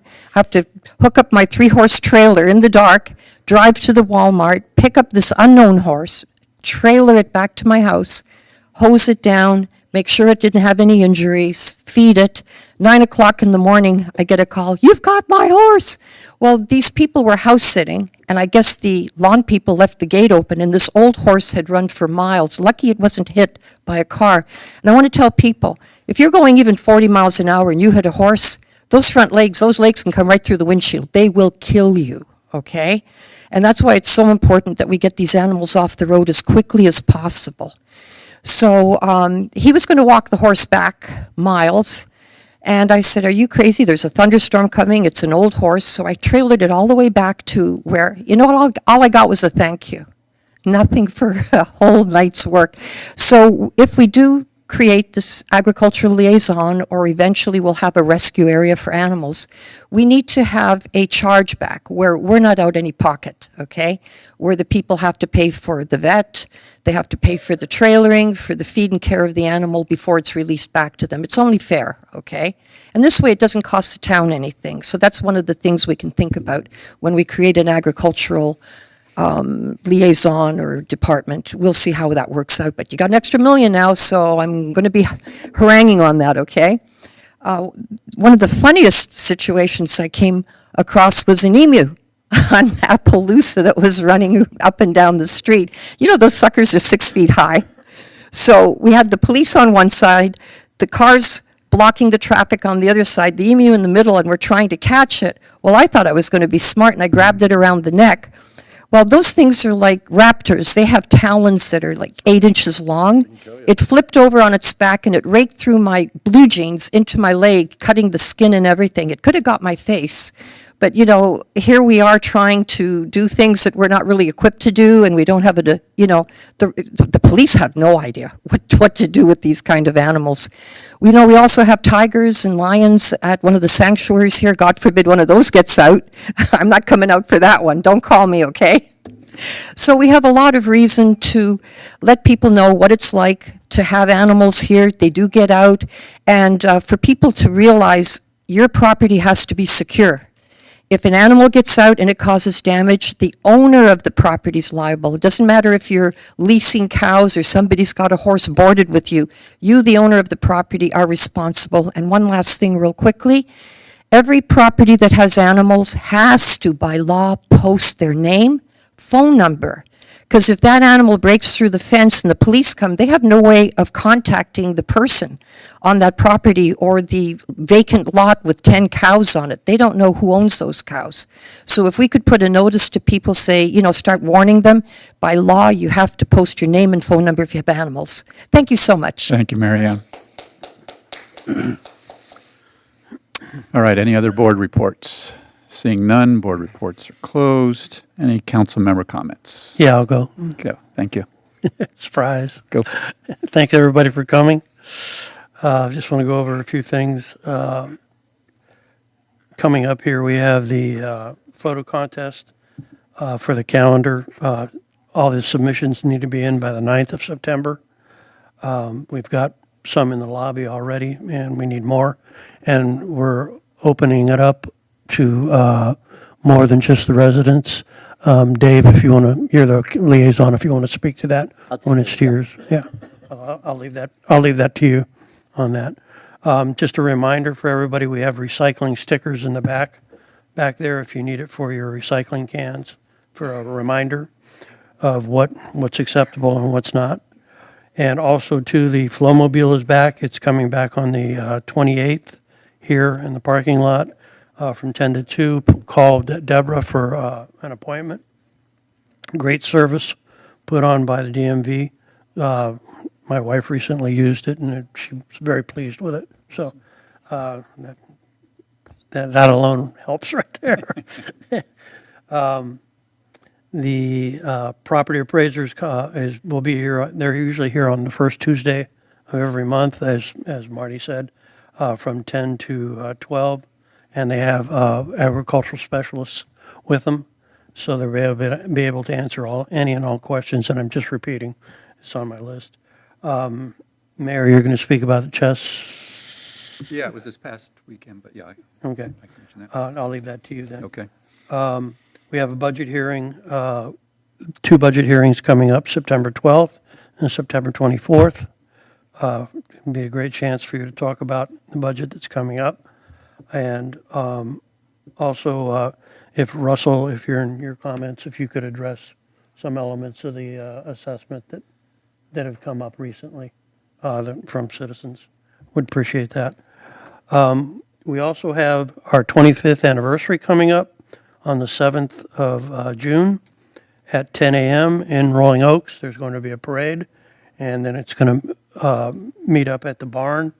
It goes from 11 to 3, and we're going to have food, water slides, inflatables, petting zoo, band, DJ, hopefully a lot of citizens, a lot of residents that will be coming to that, and that's coming in June. And it'll be our big 25th. We missed the 20th. We had COVID. Things didn't work out. Right. And then I'm still carrying around the 15th green bag that I use as a briefcase for different things. 2 other things I want to talk about. First off, Steve, you brought this up a couple months ago and been thinking about it. And I think we need to bring it up again. I'd like to direct Keith to help us with this in crafting some sort of an ordinance on, we have a lot of false code calls to the point where it's become like code has been weaponized. Exactly. In war, we have, I'm not going to mention names, but we have some people who have had in excess of 100 calls on their neighbors. Yeah. I mean, it's huge. People don't realize the scope of what we're dealing with here. And I think something patterned after the false alarm system that we use, where you get a couple of free false alarm calls, but then the penalties start after that. I think that would be in order because if you can imagine what code goes through, particularly in this one instance. Now, this happens several times all over the town, but this one particular instance where they've had over 100 calls, and they have to answer to every call. Talk about a waste of our resources. And then it goes to the attorney, and people question the attorney's bill, and here he's dealing with all kinds of, false information going backwards and forwards. It's I don't think this is any kind of an overreach here. It's just people are just like using it and abusing it. Correct. So I'd like to direct Keith to come up with something for future contemplation for us up here. So, and then I'm going to close with one other thing, and that is we're looking at the voter rolls, and we were noticing there's people who are assigned for voters that have empty lots, and we've asked Marty to send over to us a registry of all the empty lots. They come up, and we're going to cross-reference that with the SOE's supervisor of elections to see which voters are not really living in town. We're having, basically it's voter fraud, and we don't know the extent of it. We know that there are several dozen that we've identified so far, but we need, concrete proof on it and stuff like that. So that's going to be in the works, and, voter fraud is very important. It's probably one of the most sacred, or I don't want to say sacred, it sounds religious, but most important things that we can protect in our town is the integrity of our voting system. And if we have people committing fraud on that don't live here and they're pretending to vote, or pretending to live here and vote here, I mean, that's a federal crime. And so we need to nip that in the bud as quickly as possible. So we'll be moving that. Russell will be working with, I think he'll be spearheading that with the property appraiser. Yeah, Bob. Gary, can I ask you a question, or perhaps it's a better question for Keith? You're saying vacant land. What are the requirements to, I guess, what does it require for you to vote from a particular location? I mean, obviously, I live in my house. I can vote, that's my voting location. But we're talking about vacant land. Is it other things? Can you live in a trailer in town and vote for, claim that as your domicile and vote from there? If the town, so go back to the question, domicile in the state of Florida is 6 months and a day. Okay, so you have to live in the property for 6 months and a day to be able to vote there. If you're in New York for 6 months and a day, you can't vote in Florida, you have to vote in New York, et cetera. The town does have very limited instances where a resident can live in a trailer. I believe it's only when the house is under construction, and I believe it's for 12 months. Please correct me if I'm wrong. I'll look at Jeff or Russell on that. Okay. So within that 12-month period, we have notification of an active permit. You're allowed to live there for 12 months. It is possible for you to be able to vote there for only that 12-month period. Got it. If you are in excess of that 12 months or just have a pure vacant lot or no CO on a house, the house is under construction, it is 100% voter fraud. The law is clear on that. And if you do vote and you are caught, according to the supervisor's office, you will go to jail because they will prosecute it. Wow. Excellent. Good. Thank you. So and again, just for the record, what Councilmember Jablonski has asked us to do with others is to work with Marty's office and cross-reference the list from the property appraiser of the vacant lots against the voter roll, which is not a huge list, so it's easy to determine, and then to have Russell turn those names back into the supervisor of elections to do their own investigation. The town is not involved in prosecution of that. It's just us notifying them that we suspect there's a problem and that they need to look at it. So I think what this meeting is a good opportunity, especially for anyone who's watching. If you have illegally registered your vacant lot to vote in the ranches, this is your opportunity to correct the voter rolls like tomorrow, because if you're caught, there will be severe penalties. Good. Thank you. Good idea, Gary. That's all I got. I have a quick question. If they have a driver's license that shows that they live at the property, but the property's vacant or whatever, they go to the polls and vote because it shows that they've got a driver's license there. That's fraud. It's 100% voter fraud. It's equivalent to having a fake ID. Is it? Yes. Okay. All right. Who'd like to go next? I got a couple things to Okay, mention. go ahead, Bob. Good evening, folks. Everybody got their trim notice probably in the last week or so. We got ours, I think, last Saturday. And there's a couple of things I wanted to bring up. The rates that you saw, the tax rates, the millage rate, the fire fee, all of that, we have to, on an annual basis, usually the last week in July, let the, I believe it's the property appraiser's office know what our millage rate is, fire fee, and our solid waste fees are. Now, we're conservative with that every year. In other words, they're on the high side. We have to notify before we've even had our budget meetings. We're in the middle of the process at that point, but the property appraiser's office requires that of us. So for some flexibility, we generally take recommendations from the finance director on where we should go with that. So if you looked at the trim notice that came last week, that was kind of our, I'll call it worst case scenario. Maximum. It's the maximum, actually, that's a better way to put it, that your taxes for millage and the other two fees would be.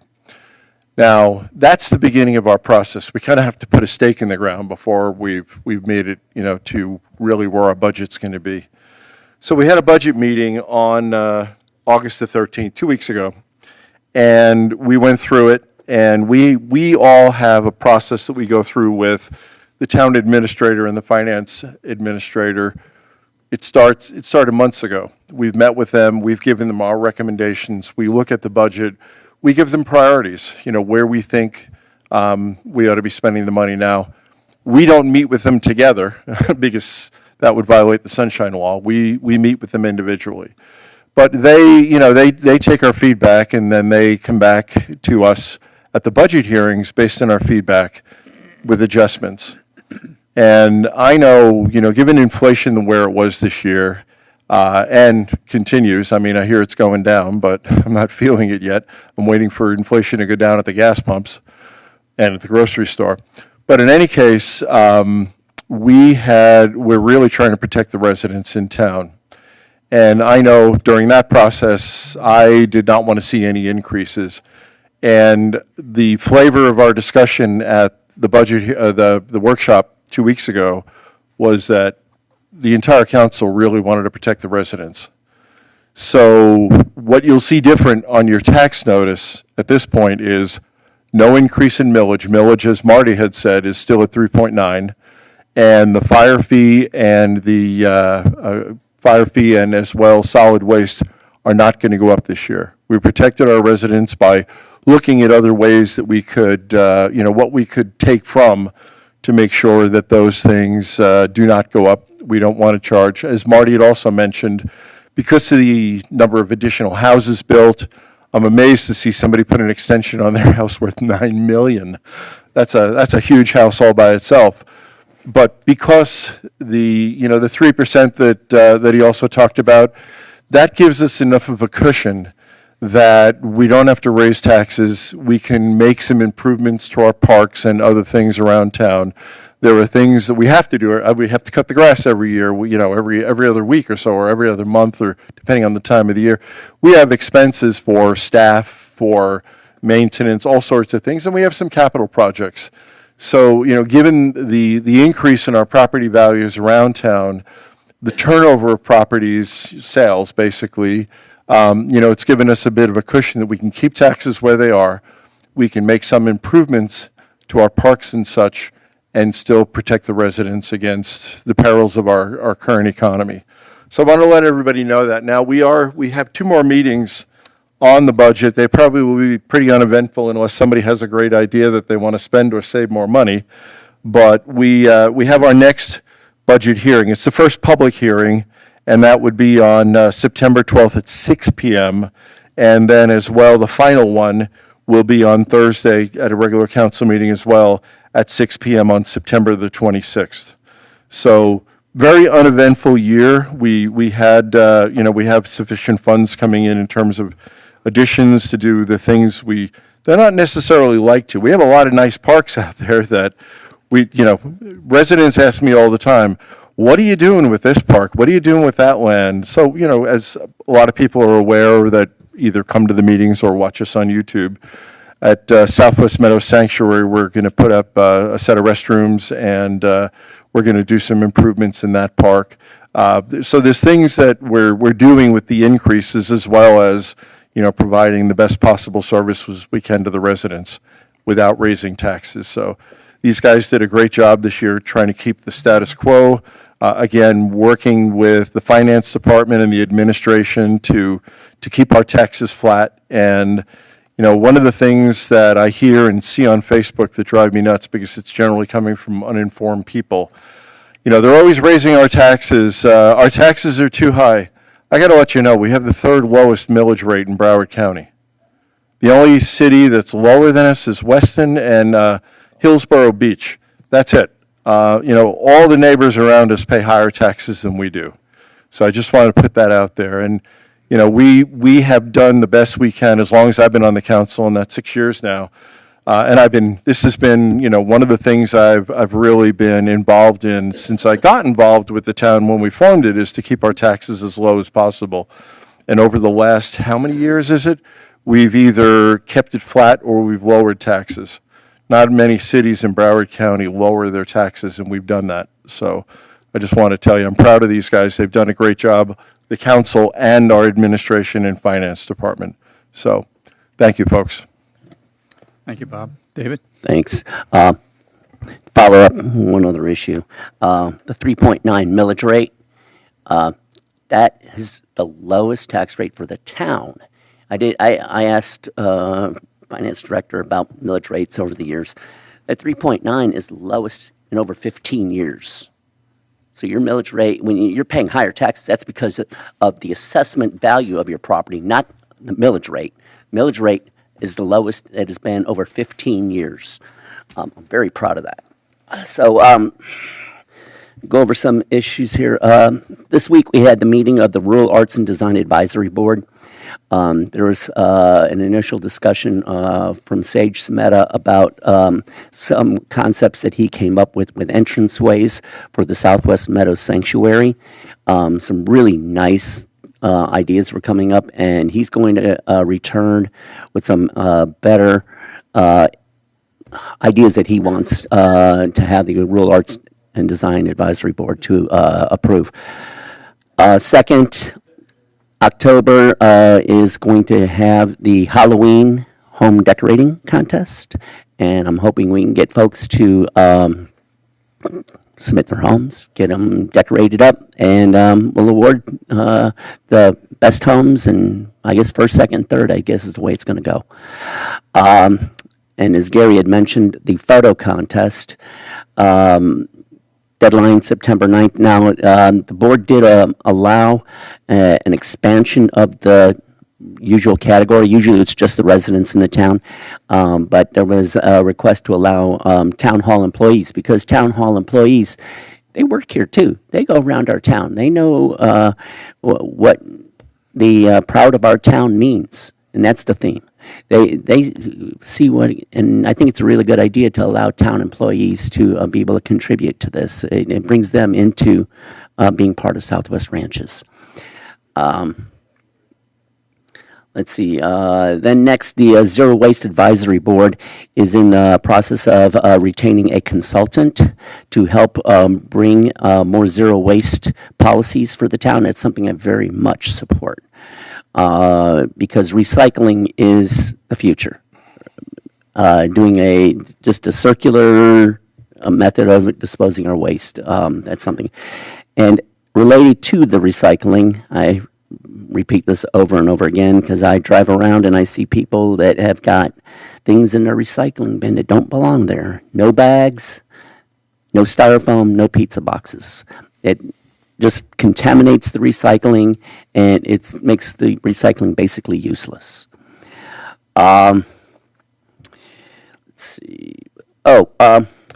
Yeah.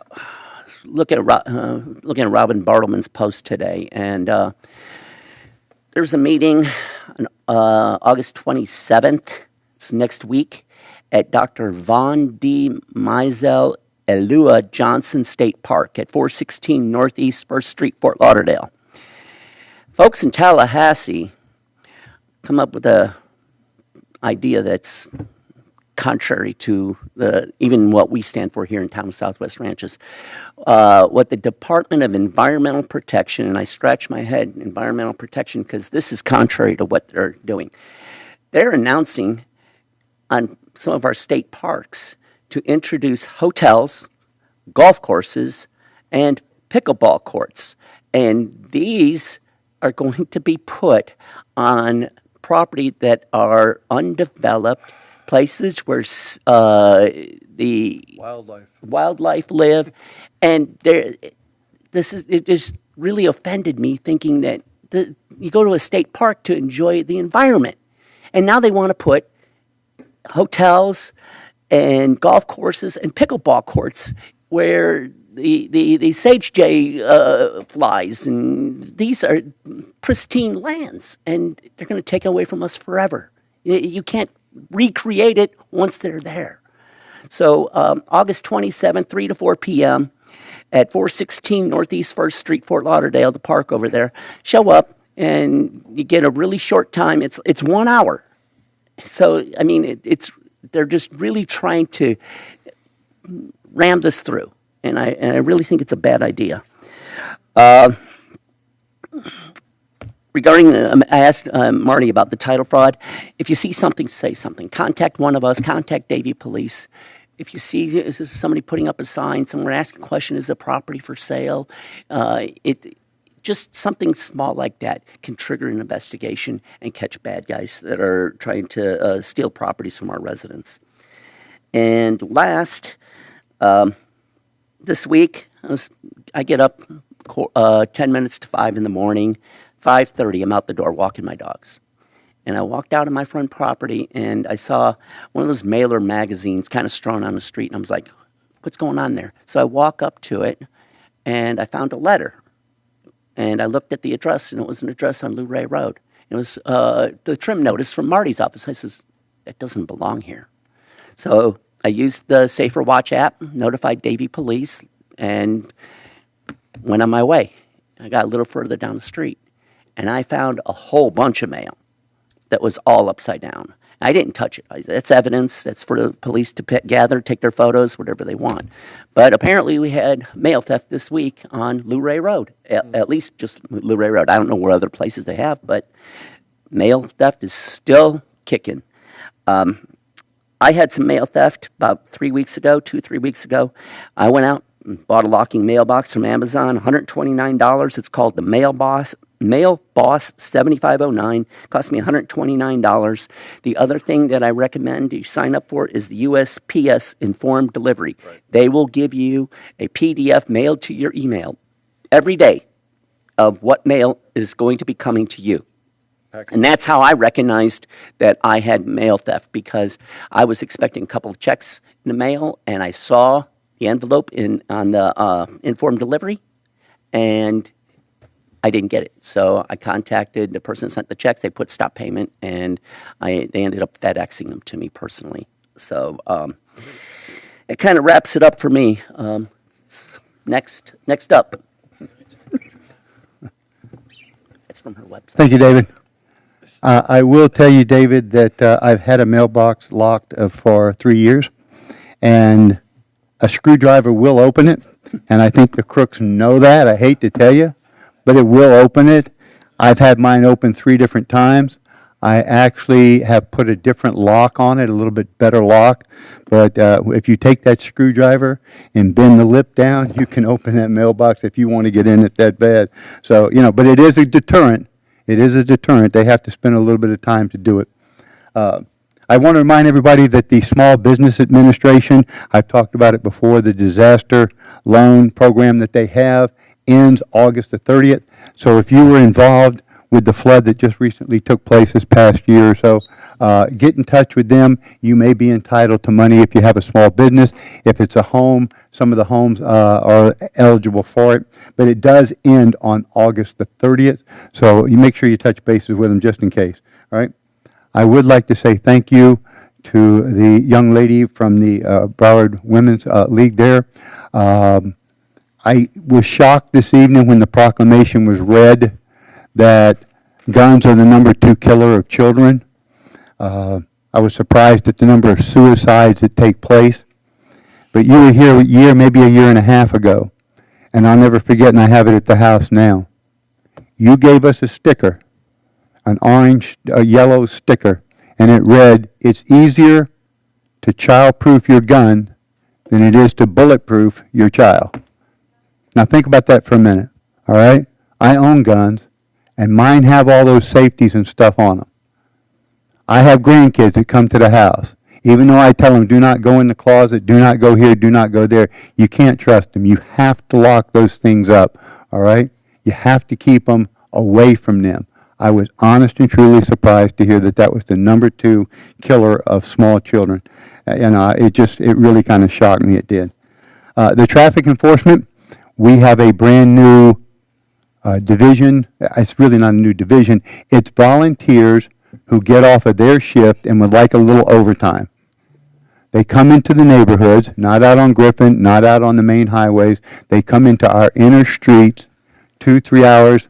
They give their time and write tickets. And we have seen a significant number of tickets written, and I've seen on 166, which we call Race Road Ray or whatever, that they've slowed down. They might not be running 25, but I guarantee they're not running 40 or 50 like they were before. Some of them I actually have to line up with a telephone pole to see if they're moving. They're going that slow. But it does help. And this started the end of July, and it'll go through probably somewhere around December or so. So, this is something that we've really needed for a long time, and this was the Traffic and Safety Board that we started. This was one of their recommendations. I will tell you that I was also very fortunate to be a part of the Perry Life Ring. You see it over here, Adrian Perry Life Ring dedication. I stood and talked to the mom. She's not giving up on making sure that this never happens to another child they were out walking, saw an accident, the son dove in, broke his neck. Some of the rock pits here in town have a drop-off after 3 foot, and it drops off significantly. Others, if they're in a community area, slope out 15, 20 foot, very shallow. He didn't realize that. When he dove in, he actually broke his neck right there and died right there on the spot. The gentleman in the car, the person in the car also passed away. But she's putting these life rings out, and we were very fortunate to be a part of that dedication. 50, 60, 100-foot rope, whatever it is on there that you can throw out to them. You don't have to get into the water. You don't have to risk your life. Probably would jump in. That's just nature. That's my nature. I'd jump in. But you can throw that life ring out there and help. It tells you what to do. There's instructions, am I not right, as to how to throw it and so forth. And there's, how many going in? I forgot. There's quite a few. Quite a few, yeah. Yeah. 20, exactly. There'll be a total of 20 when we're done. A total of 20. So they'll be around all these rock pits, all these canals, there's different areas around. But the first one took place right there on Hancock and Griffin. You need to look and see it. It's really, really a great thing. Real quick, the Broward League of Cities is back together. Their summer vacation's over, so I'll be meeting with all the other commissioners, mayors, and so forth. And again, the incinerator's always at the top of the list. It's always something that's always talked about. And believe me, I'll be pushing it. We have the Zero Waste Authority with, the volunteers that sit here and do that. And I hear it every day from my wife, who sits on the board, so I'll be pushing it again. And then I want to talk about one other thing real quick. The Drainage Board meeting the other night, the topic was road repaving. We have a lot of roads here in Southwest Ranches that need repaving.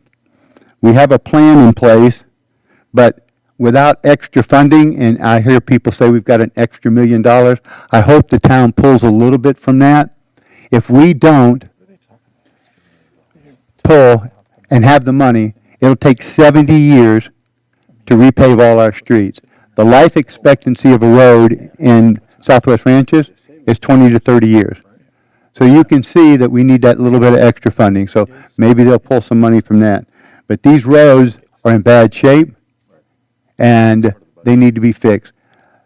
The priority list is out, and it's nice to see where you stand, but in the year of 2049 or 2050, if your road's there, that's not very good.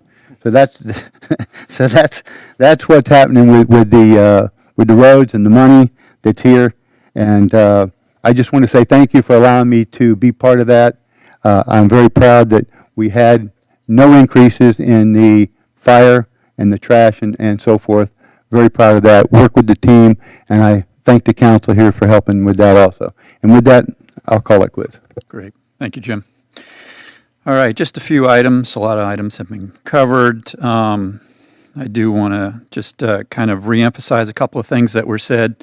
I actually have the chart here on the millage that was brought up. You have to go all the way back to 2009 before you see a millage rate lower than what we're proposing this year. So, that's pretty amazing. I think there's very few things you can find today that are, where it's lower today than it was in 2010. So, just a great job all around. The code issue that you brought up, Gary, I absolutely agree with that. People are just using code to as a weapon when they have a gripe with their neighbor, and it creates a very adversarial situation between neighbors. It wastes an incredible amount of time and effort. And you made the point great, that we take grief for legal costs and everything. Well, this is how it gets generated. It's interesting, that some folks that will complain about legal costs are the ones that are generating the legal costs. So it's pretty incredible. But I think we do need to see something get in place so that it is so that legitimate code complaints don't even count against it. We're just talking about code complaints that turn out to be totally made up, bogus, not true. And if it's over a certain number, I don't know what that number is, 3 or 5 in a year, something like that, not that the code complaint wouldn't be taken. If it's a legitimate code complaint after that gets reported, then you don't get charged for it. But in this example, if you were to have 5 of those that are just frankly made up, and you put a 6th one, then you're going to pay for that 6th one. You do a 7th one, you're going to pay for that 7th one. You have a legitimate one, you don't have to pay for it. But we got to do something to get it under control, because it's just taking over the resources that we have. It's taking away from the job they should be doing for legitimate code issues. And we hear about that all the time. I can't tell you how many times we hear about situations where residents will say, hey, I tried to get a hold of code and I could not, didn't hear back for one reason or another. And this is a huge reason why, is because they're tied up with things that have no legitimate reason to be reported. So I think getting that under control will be a very welcome change. The Chess Challenge is fantastic. Love to see it. It's just one more thing bringing the community together. Also wanted to mention that the I-9 youth program is picking up this fall as well. You can start seeing the signs around. Please encourage your neighbors that have kids from 3 to 15, I believe, is the age group, and have them sign up. I think it's going to be a great thing to get our community together, get our youth together. When you get the youth together, you know what? You get the parents together. And so it's a great time for all, and we get to know each other better, and we get to become a stronger community. So super excited about that. December, thank you for all you're doing on that. And then I'll mention this one other thing along those same lines. We have now joined kind of the county-wide chess challenge, Mayor's Chess Challenge. That's coming up, I believe, October 19th is the date. And so that's going to be super special, where we'll have people from all over the county here, and right here in this room. So looking forward to that, and I think that'll be a great time. But we'll we'll have a chess event in September before that one, right? Yep. So, the last thing I wanted to mention was, and I saw Mary Gay was here earlier. I don't see her at the moment. Here she comes. Here she comes. Great. She has helped us out with this tremendously in the past, and that is we have our nominations for Pioneer Day coming up. And a lot of times we went to the Historical Society to help us out to come up with names for this honor. So we don't, that society is not really active at the moment, so I would look to the council if you have any recommendations or nominations to just forward those to Russell, please.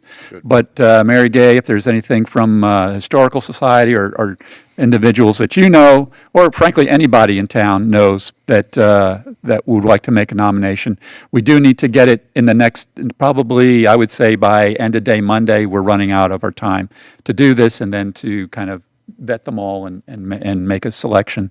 So we do need it fairly quickly, but would love to see some nominations come in for that. So, and with that, I think I am good. Let's see, any legal comments tonight? Sure, Mayor. First and foremost, I just want to congratulate Barbara Sharif on winning the primary for Senate for our district. In my opinion, she will be probably one of the strongest advocates that the town has ever had in Tallahassee. She was our staunchest supporter when she was our county commissioner for a long time. Remember, the districts all changed, and she is very much so looking forward to working with us, and especially appropriations and otherwise for the town. So that was exciting and welcome news that the voters basically elected her, because it's basically election. So that's the first thing I want to mention. You brought up the code issue, and I have 3 code issues before I get on to some other things. Examples, the town council made it very clear that it wanted to go away from code enforcement to code compliance, and to work with the residents to try to reconcile code issues. And when you speak about the vindictiveness of some of the residents against their neighbors, 2 issues come to mind in the last 2 weeks I just want to mention, so that the council and other public who's not dealing with this can see what has happened. Julio gets a complaint that a resident left out its garbage can slightly too long. I quite frankly didn't know that we even had a time frame where you had to return a garbage can, but apparently the code has that. Julio responded to the resident in question by saying that the waste company couldn't pick up that particular day. They had to make it the next day, and we apologized for the inconvenience. But then again, that is something he had to stop what he was doing to respond to a code complaint that a neighbor had their garbage can out slightly too long. Another one occurred last week, which I emailed the entire council on, and I just want the residents to hear the reconciliation. A resident had their radio on in their backyard, and it was their own personal radio. It was not a party. They just happened to be by their pool listening to their radio. I recognize that everyone has a different tolerance for noise, okay, and that's always an issue. This resident immediately called the police to have them go out to their neighbor to tell them to turn off their radio. The neighbor immediately complied, lowered their radio to the volume that the police found satisfactory. And Julio, you can correct me if I'm wrong, this resident must have emailed you 4 or 5 times this week demanding to know how the town is citing their neighbor and what punitive action that the town is taking against their neighbor, who came into immediate compliance once asked to do so. And to me, these are some of the issues that we're dealing with daily, where people are trying to use code enforcement as a weapon to try to go after their neighbor, rather than seek code compliance, which is what the council has made a policy to do. So I want to mention that. To that extent, I also want to mention something that someone gave me from Fakebook, which I don't tend to look at, but this is an interesting one. A resident comes to a code enforcement hearing and pleads guilty, admits the violation, that their tiki hut was built too close to the setback, okay? Directly within the setback. Not only was it built within the setback, they installed electricity and did everything that the code does not allow without permits and admitted the violation. They said, Your Honor, we admit the violation. Give us time to rectify the situation.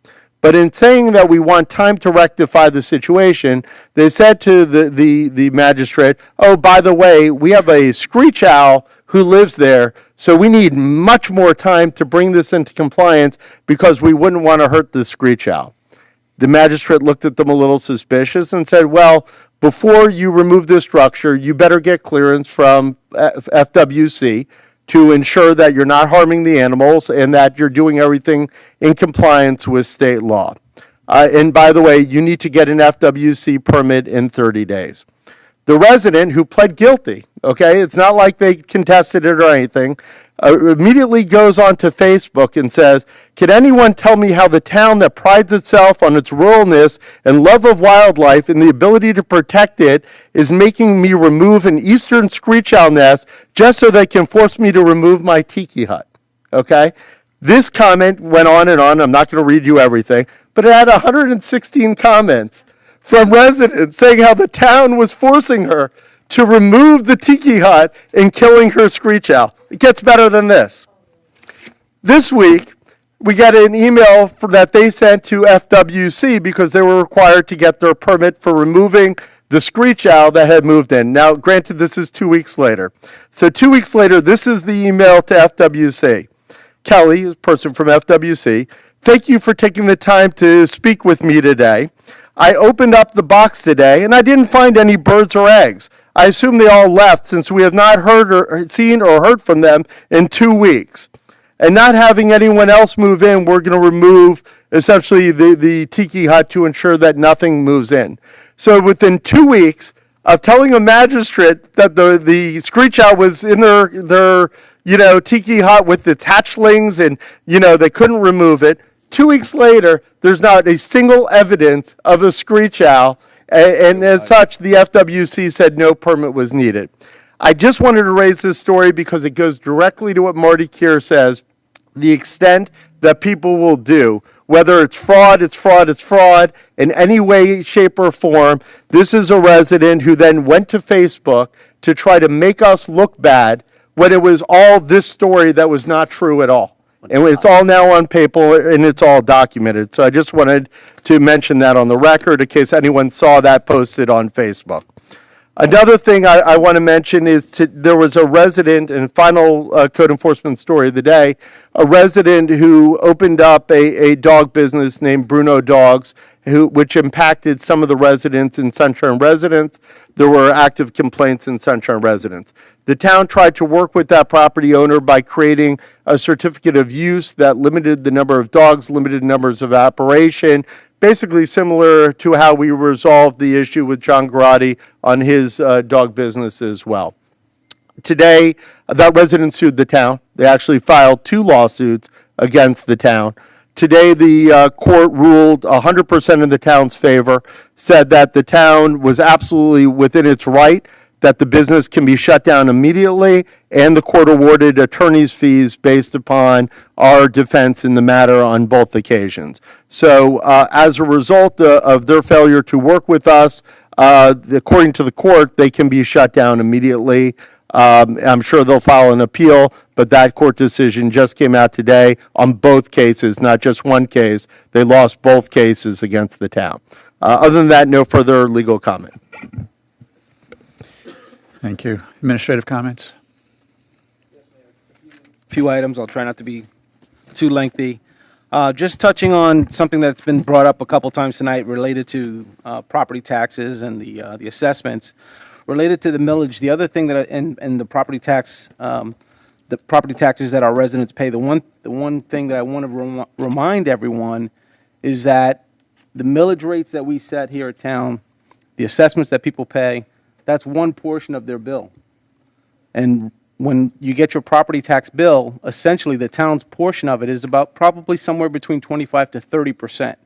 So people need to remember that as well, because it's a school board, it's Broward County, there's all different hospital, the hospital district, there's many different taxing agencies that make up your total tax bill.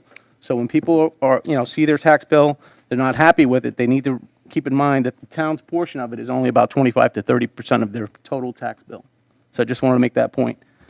Related to assessments, I know there was some discussion about the assessments, particularly the solid waste assessment, and there was, I guess, some discussion about the additional amount of money that people pay for additional carts. So currently, we charge $300.12 if people want an additional cart. So that the cost for that cart, or that cost represents the actual cost and the logistics to deliver that cart, and also obviously the addition to the waste stream. So that's part of what that cost is for. So I just wanted to explain that if people had questions about why they pay that and how that still doesn't address the base dwelling unit fee that they pay for solid waste assessment. So you pay a solid waste assessment based on the residential dwelling unit, but if you want to add an additional cart, you pay an additional fee because you're adding to the waste stream. And it also, there's a cost to get that cart out there as well. So I just wanted to address that as well. Talking about some things that came up in council member comments related to the Public Safety and Traffic Committee. We talked about that extra duty detail that was a result of that. There was also a recommendation from that committee to purchase 7 car-mounted radar units for our Davie police officers. So this way they can have the latest equipment to make sure that they're being able to, to be efficient with traffic enforcement. The recommendation of that committee was to purchase 7 in fiscal year '24 and purchase an additional 7 in fiscal year '25. We did receive a quote from Davie for the piggyback of those units that's based off of what's called a NASPO contract, which is a cooperative contract. Unfortunately, that contract expires at the end of the month, so therefore I would like to ask the council to approve us purchasing and making that that expense this fiscal year. Now, that expense was an unbudgeted item when we contemplated that and had that discussion during the Public Safety Traffic Committee. That was not something that was contemplated in the fiscal year '24 budget. So what I would like to ask, I sent this to you earlier, but obviously for the record, well, I'll announce to the public. That quote came in at $13,261.41. I'm sorry, $13,262.41. That was to purchase 7 units in fiscal year '24. So what I'd like the council to do is to approve the purchase of that.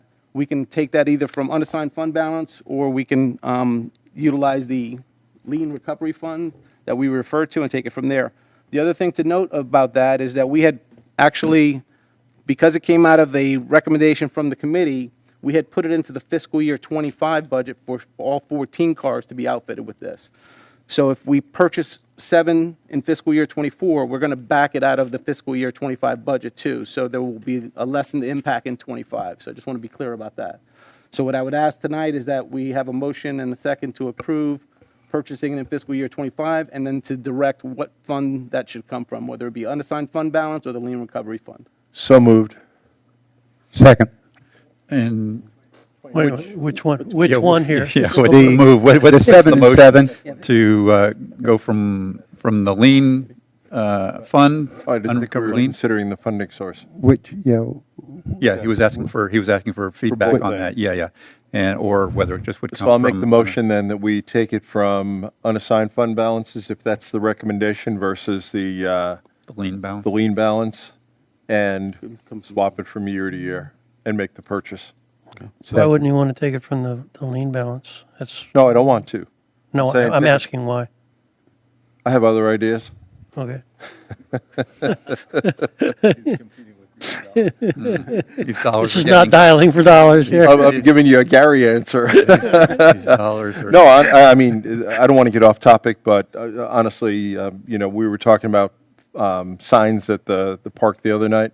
Yeah. And, we need to find some money for that too, at least for the original set of signs for the sanctuary. I thought the car deal. Well, I had numerous conversations with Russell on that topic.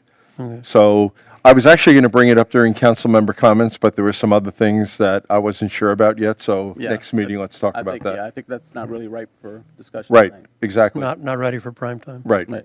right. Yeah. So the motion still stands. And does the second agree with that motion? Yes, sir. Okay, Yes, sir. all right. And I want to thank the board for that, and the council also for not buying them all at one time, but breaking them up in 2 years. That's great, yeah. Great. Any discussion on that item from the council? I'm going to open it up to the public. Is there any discussion on this item from the public? Seeing none. Please call the roll. Councilmember Albritton? Yes? Councilmember Hartman? Yes. Councilmember Jablonski? Yes. Vice Mayor Kaczynski? Yes. Mayor Bright Cruz? Yes. Motion passed. No. All right. All right, Mayor, I have just a couple other things real quick. So the next thing I'd like to do, it was touched on earlier, but I think Councilmember Jablonski stole her thunder, but I'd like to call up Susan Cutts. Susan, would you come up for a minute, please? Susan has been working diligently on the plans for the 25th anniversary, and I just want her to touch base on where we are right now and some of the plans that we have going into the future. But before she does that, I would like to take a moment of personal privilege to wish her a happy birthday. Ah, Yeah, happy birthday.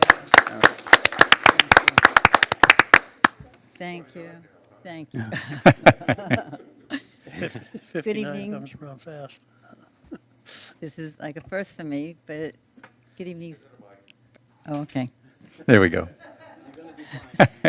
Good evening, Mayor Bright Cruz and Vice Mayor Kaczynski and council and Louder. wherever.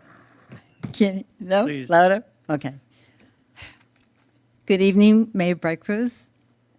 Good evening, Vice Mayor Kaczynski and council. I am here this evening to just share the great news that we are moving forward with the 25th birthday anniversary, and it will be on Saturday, June 7th at the Rolling Oaks Barn from 11 to 3. We're going to start the celebration out on Mathers with a parade, a 1.3-mile parade by 63rd Manor, also known as Avocado Manor. All the parade entries, we're going to be giving them, identifying themselves on spaces and numbers. We haven't reached that point yet because, as I say, we have just really started moving forward with the plans for the party. It will begin 10 o'clock sharp, and then they'll make their way to the barn. And save the date flyers just started going out on email, and on the website we're going to have the newsletter. Well, it's going to go into the newsletter, the October newsletter, for the first time, and then we're going to have the detailed sponsorship opportunities for those who would like to sponsor. We're going to have lots of water slides and lots of water because it's going to be in the summertime, so it's going to be so hot. And the entry form for the parade will be on the website too. We're going to be having Shane Duncan Band, and he'll be opening up. It's a country band, and there's lots of locals that know about this band. And he'll be with, they'll be having a DJ also. But again, we're having a lot of water slides, a lot of inflatables, the Catabella Express, face painting, petting zoo, barbecue, and more. And there will be a lot of fun, and hopefully all the residents will attend and have a wonderful time. And if there's any questions? There's no dunk tank, right? No dunk tank. Thank you. Here. Mayor, we also have these flyers at the back of the council chambers if anybody's interested in Yes. taking a look at them.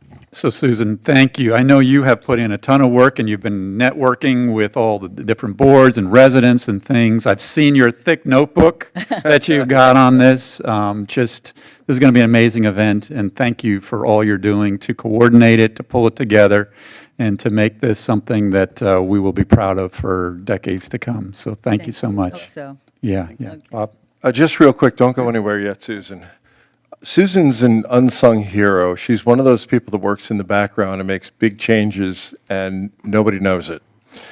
About a year ago or so, the Arts Board really talked about changing our newsletter to be more attractive and go from being a two-color newsletter to what you see today.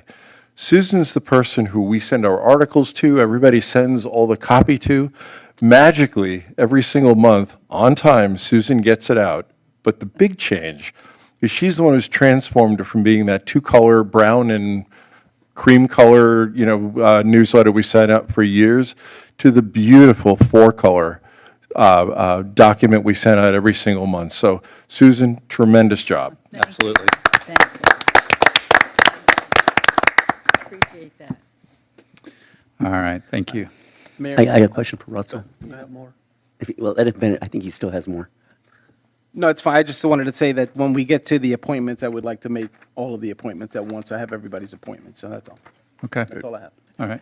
Hey, Russell, on my way over, I had a phone call from a resident that's saying there was discussion on Facebook about the additional solid waste containers and the additional fee. And it was relayed to me that it was under the belief that the additional fee was put into some kind of a separate account, separate bank account, and those funds were somehow going to reduce the amount of the solid waste fee. Can you clarify in the record what this additional fee is going to, Yeah. for the garbage, where it Yeah. goes and what it covers? Thank Sure. you. So the funds that we collect for the additional carts go into the solid waste fund. And as I said earlier, the cost is for the cart itself, the logistics of the cart, and also the addition to the waste stream. Basically, we're paying for, if you have one cart and your neighbor has 3 carts, your neighbor's putting in more into the waste stream than you are. So that cost is supposed to help to offset some of that. So there's no offset for future solid waste expenses? Thank you. That's all factored in. Thank you. Russell, can I just ask I guess a clarifying question on that? If we charge them $300 for that first year because it covers, like you say, the logistics and a new cart, okay? Is it less the following years, or is it still $300 a year? It's $300 every year, and if you think about it as the costs, we look at the costs every year, and that's a cost that actually will go up Right, over time. okay. Yes, it's not that it's going to go down. Okay, Yes. good, thank you. You complete? All right, great, thank you. All right, item number 11, please. This is an ordinance of the Town of Southwest Ranches, Florida, amending the Town of Southwest Ranches Unified Land Development Code, the ULDC, Article 10, Definition Terms, Section 01030, Terms Defined, Article 45, Agricultural and Rural Districts, Section 045030, General Provisions, and Article 55, M, Manufacturing and Industrial District, Section 55-030, General Provisions pertaining to the measurement and height, and particularly the height of fences, walls, and hedges and structures other than buildings and signs, providing for codification, providing for conflict, providing for severability, and providing for an effective date. Motion approved. Second. I have a motion and a second on this. Mayor, this is the item that came before the LPA 2 hours ago. For anyone just joining in, all of the conversation will be incorporated into the record. Mr. Lasky, I believe, was the only one who spoke from the public, but it's here for your consideration on first reading. Great, thank you, Keith. I do want to make a comment, actually, based on, Jim, your comment that you made during the LPA. And it was actually something that came up, I remember bringing this up when this was discussed. The header of this item, Jeff, let me just kind of make sure the header of this item talked about walls and hedges, but the content underneath that header had nothing to do with hedges. And so I see that this description says walls and hedges, and I want to make sure that we're clear. So is that reference to hedges here basically saying that it's coming out of the header? Or what, what's going on with that? I'll answer that, Jeff, from a legal standpoint. He's just referencing the code section in that header. Okay. You all are actually not touching hedges Right. as Yes. it presently exists today. You're only touching those other issues. In fact, I noticed that same issue and called Jeff on it, and he clarified the ordinance later on to make it clear that we are not touching hedges. Right, right. So Jim, I wanted you to be aware of that this is about the height of a wall. Well, let's talk about a hedge someday. Good, okay. All right.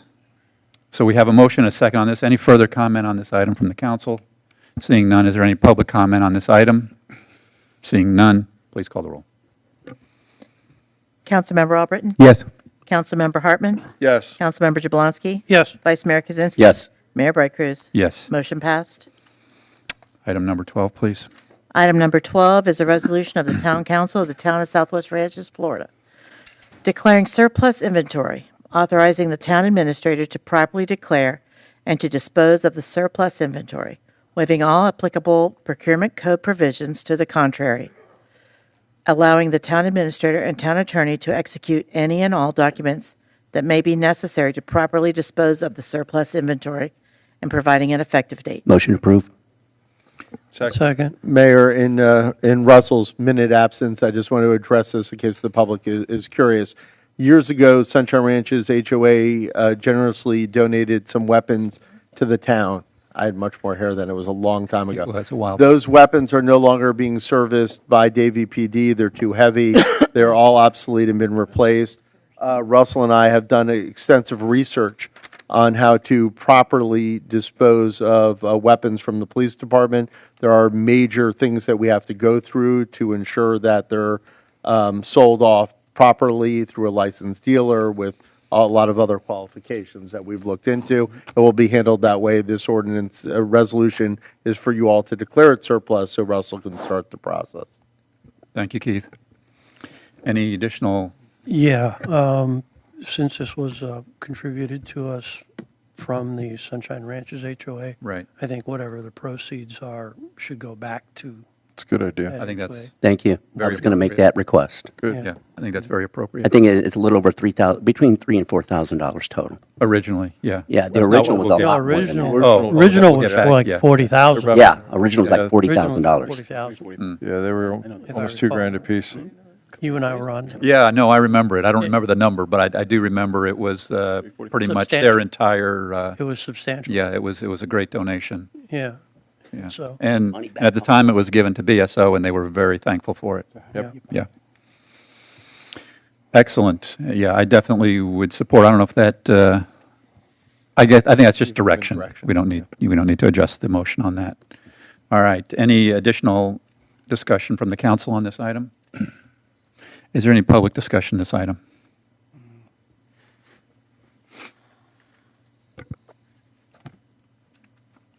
Noel Hollingsworth, 199th Avenue. Giving it back to Sunshine Ranches is the appropriate place for these funds to go. When they were first donated, BSO out here was the most heavily armed They were. group in Dade or Broward County, because we had a situation over in Sunshine Ranches where the bad guys had automatic weapons, and all our guys had was the shotgun in their unit.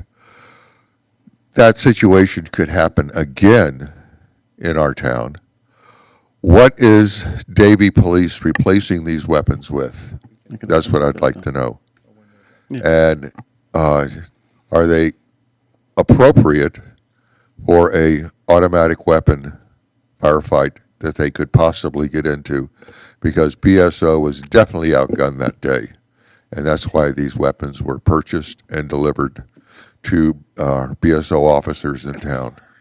So I'd like to make sure that this situation hopefully will never happen again, but if it does happen, our officers here are definitely prepared for it. Thank you. Thank you, Neil. Any other public comment? Seeing none, public comments closed. Any other council comments? Yeah, go ahead. I can address the question. So essentially, the reason why these are surplus is because they already purchased new rifles, and they're basically the same. They are AR-15 rifles, but they're newer, lighter. The preference of the personnel that carry them. So they've already been outfitted. That's why these are surplus, and that's why we have no need for them. And by the way, they're semi-automatic. You can't get automatic.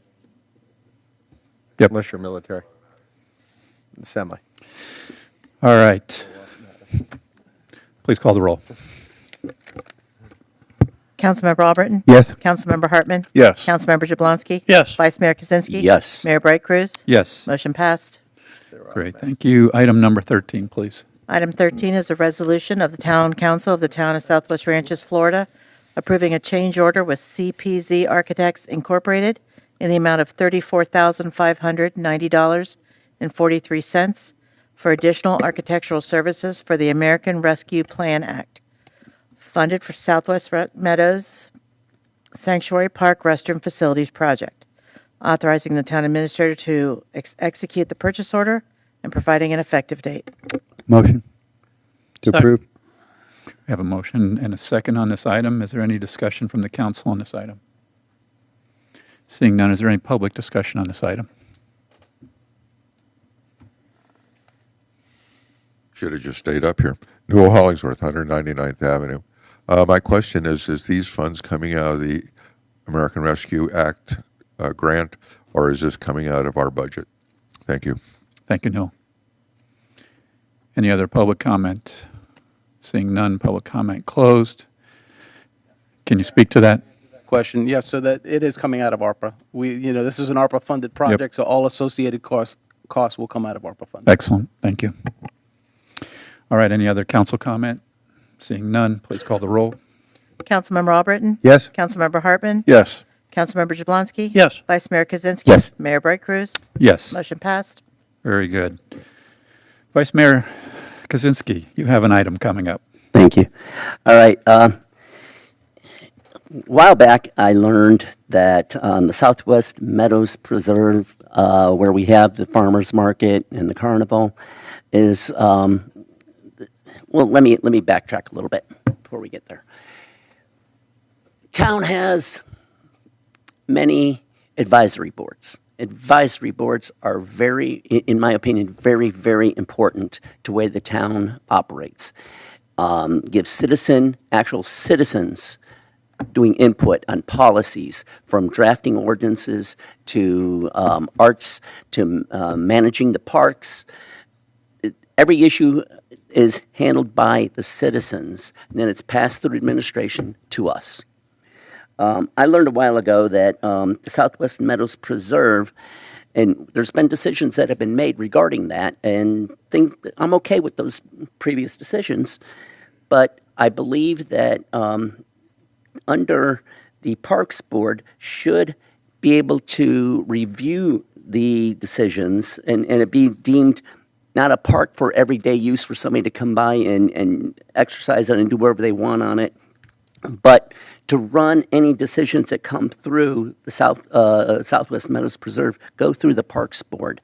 And just to review any of the future decisions, not anything that's been done in the past, nothing that we've agreed to up here, but future looking, because I think the citizens should actually have some input on what happens at that Southwest Meadows Preserve. So I'd just like to ask if we can have it, a decision made to have the Southwest Meadows Preserve put under the auspices of the Parks Board. What do you mean by put under the auspices? If a decision comes up, if there wants something to be done there, to have the decision go through the Parks Board. But are you asking to treat it any different than any one of our other parks? No different. So this one got missed. Correct. And you just want to try to close that gap so that in the future there isn't another miss like this? Correct.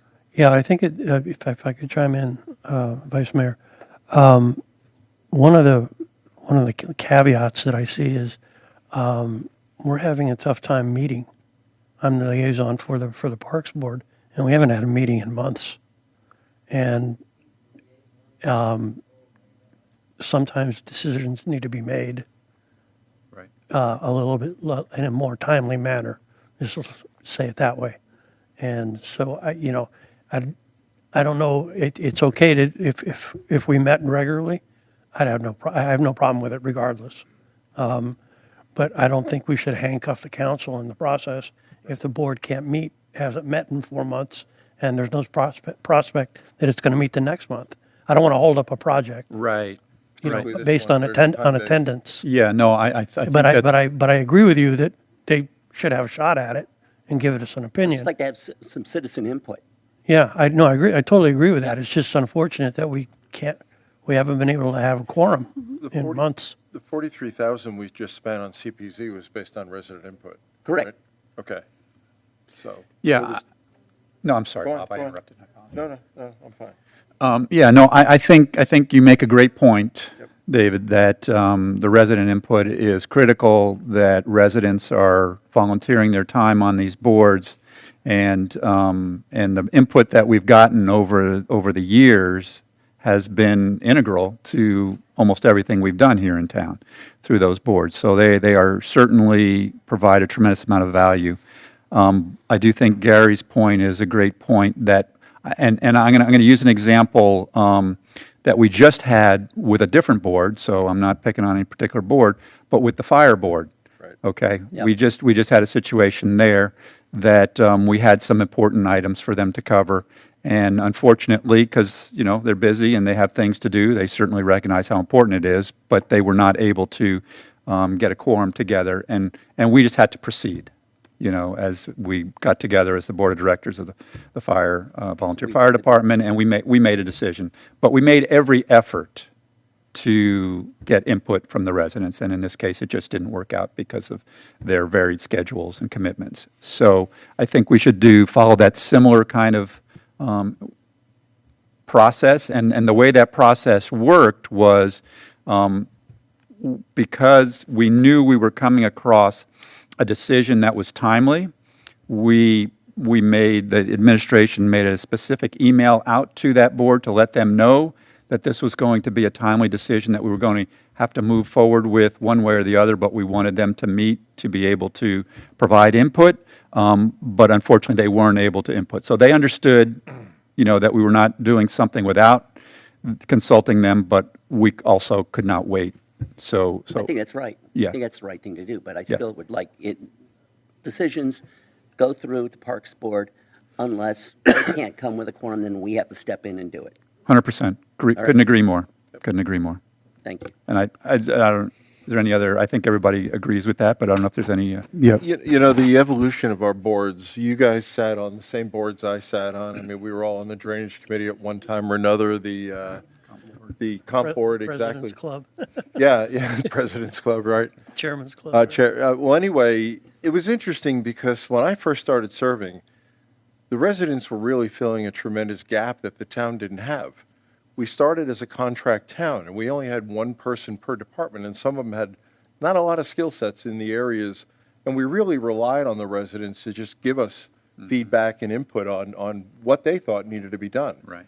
And it's interesting because I have friends in Weston, I have friends in Pines, friends in Davie. They don't have nearly the resident participation we have on our boards. And, not a lot changes in Davie because the residents show up at a meeting, they listen, they really don't provide much input, because I've been to a bunch of their meetings. And here, our residents are really what drive the policy changes that we make. We may float something, and we've seen this. We talked about years ago about changing the nursery ordinance per se. We got plenty of feedback on that. Yeah, we did. That didn't move forward because the residents were not in favor of it. So they've been a great sounding board for us. But we also have to be careful because as much as I think and value, because again, we've all served there, we know what the benefit is. When things have to be done timely, and I keep thinking of the restrooms over at the park, if we don't have that underway shortly, we're going to lose the money. Right. So, that's very important, and that has to be weighed against resident input. So, Right. all for it. Thank you. I mean, I think we need to give every opportunity for the resident input. Yeah. But we do have to keep in mind, as you just illustrated, that we have other deadlines that are critical as well. Yeah, Mayor, this park is used a little bit different than the other parks. It has no equestrian trails. It has no playground for the kids to play in and so forth. So there are events that take place that come up very quickly, or things that need to be looked at real fast. The resident input on all the other parks, and even this one, if it's, advisable, but there are decisions, like you said, that need to be made pretty quick that, we do have to be taken care of, because this is a little bit different park than the others. Great. Thank you, Jim. All right, we good? Yep. All right, very good. So item number 15 is appointments. Russell, I think you have a list of those. Yes, I've conferred with the council members and. Oh, hold on a second. Wait a minute. I think we have some speaking of resident input, I just cut them off. So please, come on up. Let me open it up for resident input. I just wanted to share on the Parks Board, there was no scheduled meeting for July because the town all the advisory boards take off in July, and we had to cancel our August meeting because it was the first town budget workshop fell on that Tuesday. So just to be fair, and the bathrooms and what's been going on at the park, it has been on our agenda for I can't tell you for how many months. So I just sharing that because it seems like it was maybe missed. Yep, great. Thank you, Debbie. I'll be brief. John Garati, 162nd Avenue. I've had many new neighbors that have no idea about advisory boards. They're new, right? You know how you guys can get a lot more resident input? What he said is 1,000% correct. Everything should have resident input. That's what this whole deal's all about, right? Why don't you guys open up the advisory boards with your fantastic cameras? Why don't you let somebody participate via Zoom? Get as much input as you can. I have heard something that was puzzling to me. You guys said, and I'm not going to say who said it, but you guys said it, we want to keep it out of the camera's eyes. Well, that doesn't sound good to a resident. I mean, it doesn't sound good to me or anyone. But if you have people that can have participation, just watch it. You know that discussion that was online on Facebook? You made a comment, Steve, about, it was talked about at the budget meeting. Well, right now, there's people watching this right now, and there's some folks that are at work, and they're like, I want to go home and watch the town hall meeting because this, that, and the other was discussed, and they have to wait a week for them to see it. When a few months ago, it was immediate. It was live. Why that changed? I know you mentioned something about it, but I keep getting the same question from many neighbors. Open up your cameras immediately. Don't wait 6 days. I mean, the purpose is not to edit anything, right? So turn it on. There's guys that are going to get home at midnight off a shift and they want to watch this tonight because they're awake. Advisory boards. I participate in all of them. Never thought I would do that, but let me tell you what I've learned by listening to December, listening to my neighbor Kirk, listening to my neighbor Vinny with the fire board. You learn things. New neighbors need to learn what this town is all about. Open up your camera system, make yourselves as transparent as you can, and you will see way more resident participation with everything you got, especially advisory boards. Thank you. Thank you. Yeah. The Zoom. Can you say that? Go ahead, speak to that. Just, Mayor, it's 100% illegal for anyone to appear by Zoom. The Florida statutes is clear. It was waived for COVID only, and it's now back in effect. Gotcha. I do, and I know, Russell, we've talked about this in the past as far as getting the recordings of these meetings to the residents quicker than we are today. There's no real editing to the content. There is some editing as far as putting a banner in the front and closing it off at the end, make sure the beginning and the end match up exactly with when the beginning of the meeting starts and when it ends. So there is that type of editing, but there's no editing of any of the content after it starts and before it ends. But Russell, can you speak to how long it takes to get it out there, and if there's a way, any options for getting it to the residents faster? So, yeah, thank you for the question, Mayor. So basically, we use an outside firm. We don't have that expertise in-house to do film editing. We don't have the staff resources, quite frankly. And also to add to the gentleman's question about why we can't do this for every single advisory board, it's the same issue. You're talking about somebody who would have to be here, a staff person who would have to be here every single time we have an advisory board meeting to operate the cameras. There's only really one, maybe two people in the town that know how to operate the cameras, so that's why we don't do that. It's a drain on staff resources. There's other priorities. I'll just say that. Okay. As far as how long the turnaround time is, typically the firm that we send it to can get it back to us within a couple of days, 3 or 4 days. Again, we're beholden to their schedule. We are paying for a service. It's minimal, but we don't have a contract that says we send it to you tomorrow and we get it the next day. It's kind of at their workload, their mercy. We typically get it back within 3 or 4 days. It's also dependent upon when we send it to them. We typically send it the next day. I know the budget workshop was not sent. There was an oversight on our part, staff's part. We didn't get it to the company the next day. We didn't actually get it to them until this week. So the workshop is definitely delayed. That was definitely delayed. But all the other times, we typically get it back within 3 or 4 days, Okay. I would say. All right. I would just say maybe when that contract is up for renewal, that maybe we can put some parameters in there. Yeah.